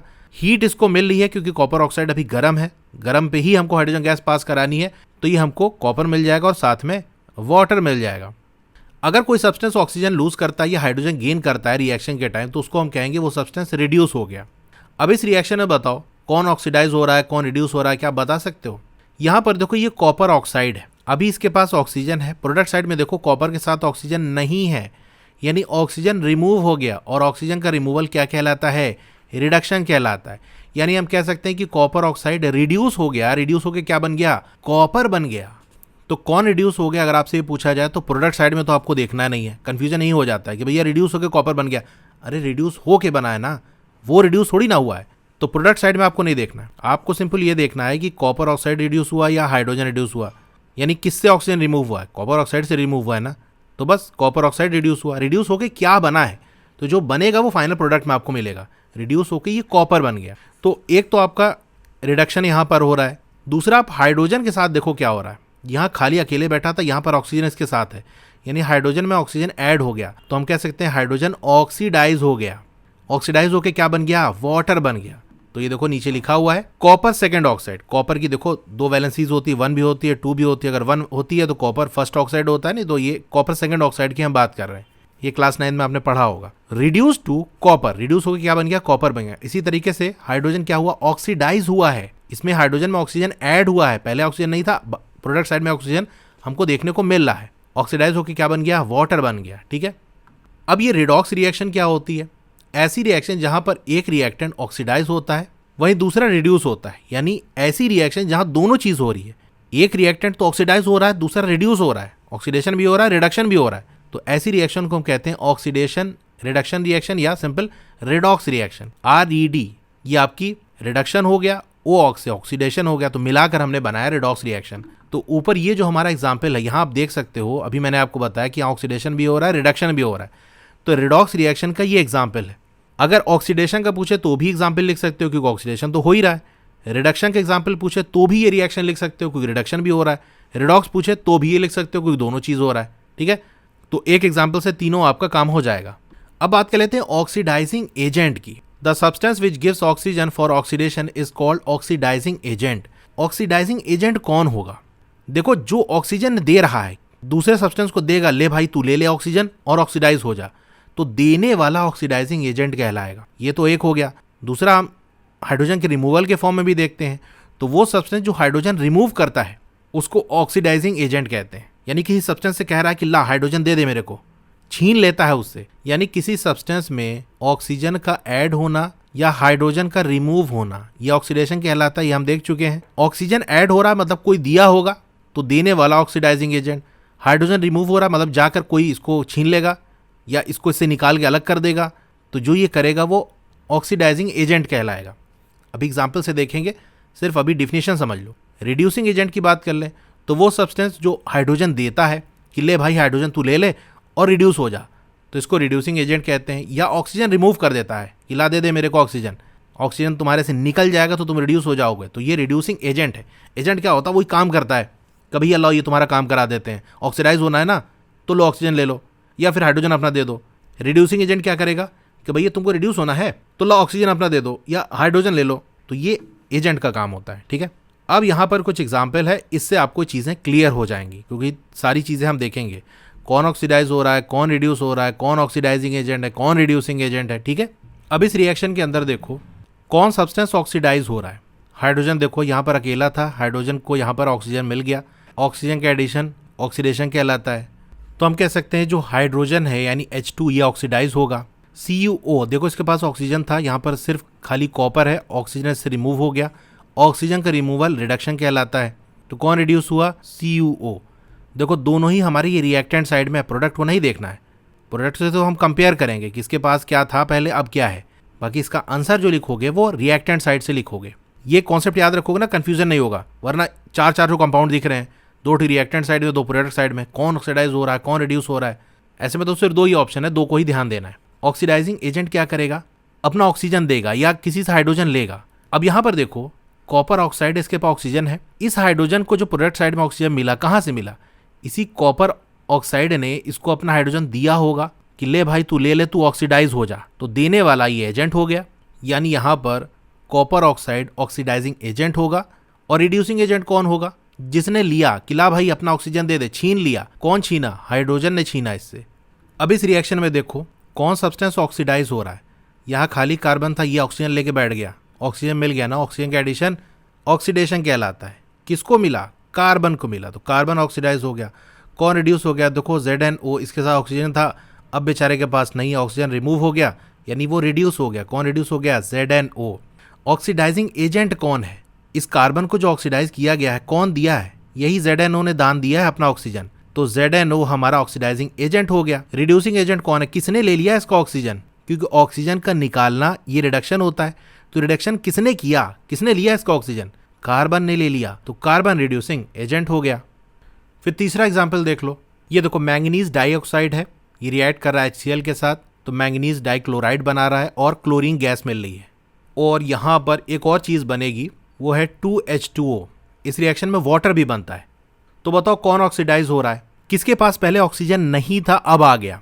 MnO2 के पास तो ऑक्सीजन था, इसको मत देखो। दूसरा रिएक्टेंट हमारे पास क्या है? ये HCl, इसके पास ऑक्सीजन नहीं है। प्रोडक्ट साइड में देखो, यानी हाइड्रोजन के साथ क्लोरीन है, यहाँ हाइड्रोजन के साथ देख सकते हो ऑक्सीजन है, यानी इसको ऑक्सीजन मिल गया, तो HCl आपका ऑक्सीडाइज होगा। यानी देखो रिएक्टेंट साइड में ही आपको देखना है, तो यही दो ऑप्शन हमारे पास है। मैंगनीज ऑक्साइड, इसके पास तो ऑक्सीजन था, यहाँ देखो मैंगनीज के साथ क्लोरीन आ गया, ऑक्सीजन हट गया, ये तो रिड्यूस हो गया। तो कौन सब्सटेंस रिड्यूस हो रहा है? MnO2। कौन ऑक्सीडाइज हो रहा है? HCl है, ऑक्सीजन नहीं है ना, यहाँ पर हाइड्रोजन के साथ ऑक्सीजन आ गया, यानी HCl क्या हुआ? ऑक्सीडाइज हो गया। ऑक्सीडाइजिंग एजेंट कौन है? यानी किसने अपना ऑक्सीजन दिया HCl को ऑक्सीडाइज करने के लिए कि HCl ले लो ऑक्सीजन, तो किसके पास ऑक्सीजन है? जिसके पास होगा वही तो देगा ना। तो मैंगनीज डाइऑक्साइड, इसी के पास ऑक्सीजन था, तो ऑक्सीडाइजिंग एजेंट कौन हो गया, MnO2, इसी ने दिया होगा ऑक्सीजन। और देख सकते हो प्रोडक्ट साइड में अब मैंगनीज के साथ ऑक्सीजन नहीं है ना, क्लोरीन आ गया, इसका मतलब ऑक्सीजन अपना दे दिया। रिड्यूसिंग एजेंट कौन है, किसने लिया इस ऑक्सीजन को, जिसके पास ऑक्सीजन पहुंचेगा वो रिड्यूसिंग एजेंट होगा, कि वही छीन रहा है ऑक्सीजन। तो HCl को ऑक्सीजन मिल गया, यानी HCl आपका रिड्यूसिंग एजेंट होगा। अच्छा, यहाँ एक चीज़ और इंपॉर्टेंट होती है कि ऑक्सीडाइज होके क्या बना, रिड्यूस होके क्या बना, थोड़ा वो देख लेते हैं। देखो, ये तो हमने देख लिया कि HCl ऑक्सीडाइज हुआ, ऑक्सीडाइज होके बना क्या।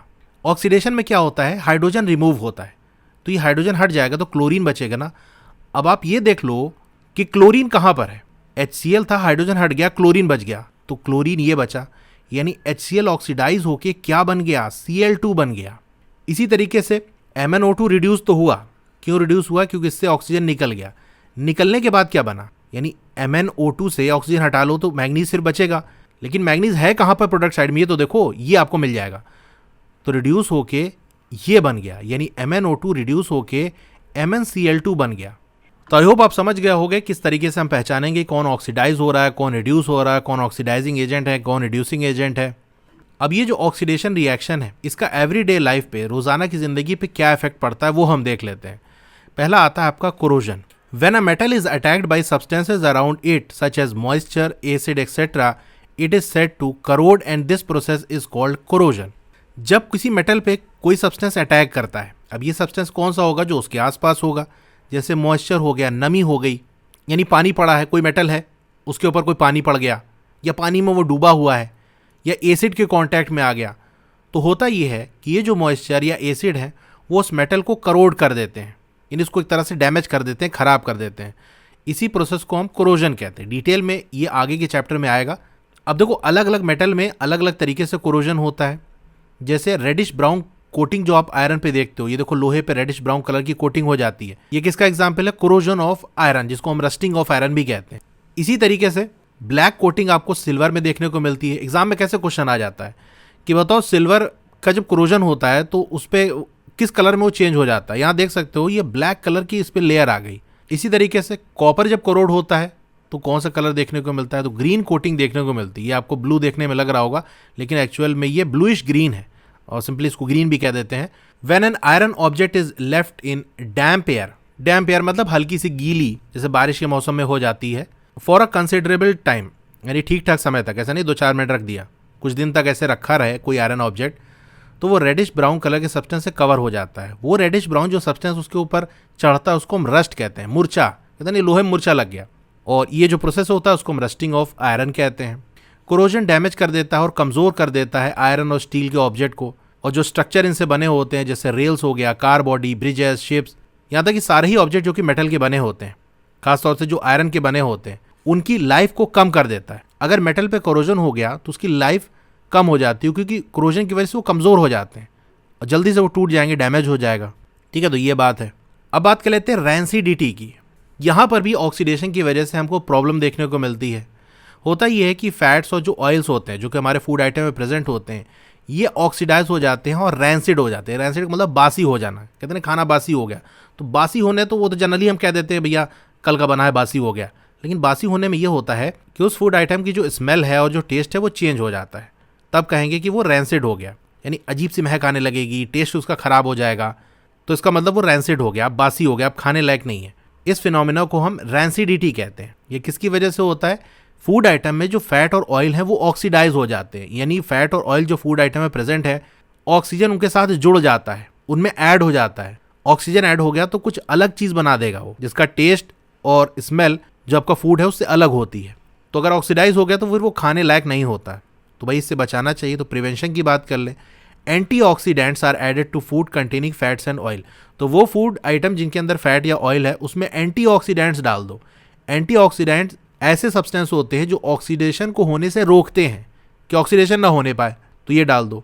या एयर टाइट कंटेनर के अंदर फूड को डाल दो, इससे ऑक्सीडेशन स्लो हो जाएगा, क्योंकि बाहर से ऑक्सीजन नहीं आ पाएगी, उसी के अंदर जो प्रेजेंट होगी वही थोड़ा बहुत कुछ रहेगी, तो इस तरह से बचा रहेगा। इसी वजह से जो चिप्स मैन्युफैक्चरर हैं usually flush bags of chips with gas such as nitrogen to prevent the chips from getting oxidise. Chips वगैरह की पैकेट फूली रहती है ना, उसके अंदर गैस भरी होती है, तो वो गैस कोई ऑर्डिनरी गैस नहीं होती कि हवा भर दी हो, उसके अंदर नाइट्रोजन गैस भरी होती है। ये भी एक इंपॉर्टेंट क्वेश्चन है, चिप्स के अंदर कौन सी गैस भरी होती है, तो नाइट्रोजन गैस भरी होती है। क्यों भरते हैं, क्योंकि नाइट्रोजन अगर भरी रहेगी तो वो ऑक्सीडेशन हो नहीं पाएगा। ऑक्सीडेशन को रोकने के लिए ऐसा किया जाता है। ठीक है, तो ये पूरी रेंसिडिटी की कहानी हो गई और कैसे बचाते हैं। तो यहाँ करिए पूरा चैप्टर हमारा कंप्लीट हो गया। आई होप सारी चीज़ें आपको अच्छे से समझ में आई होंगी। और भी वीडियोस देखनी है तो डिस्क्रिप्शन में आपको अलग अलग सब्जेक्ट की प्लेलिस्ट का लिंक मिल जाएगा, वहाँ से देख सकते हो। Okay, thank you.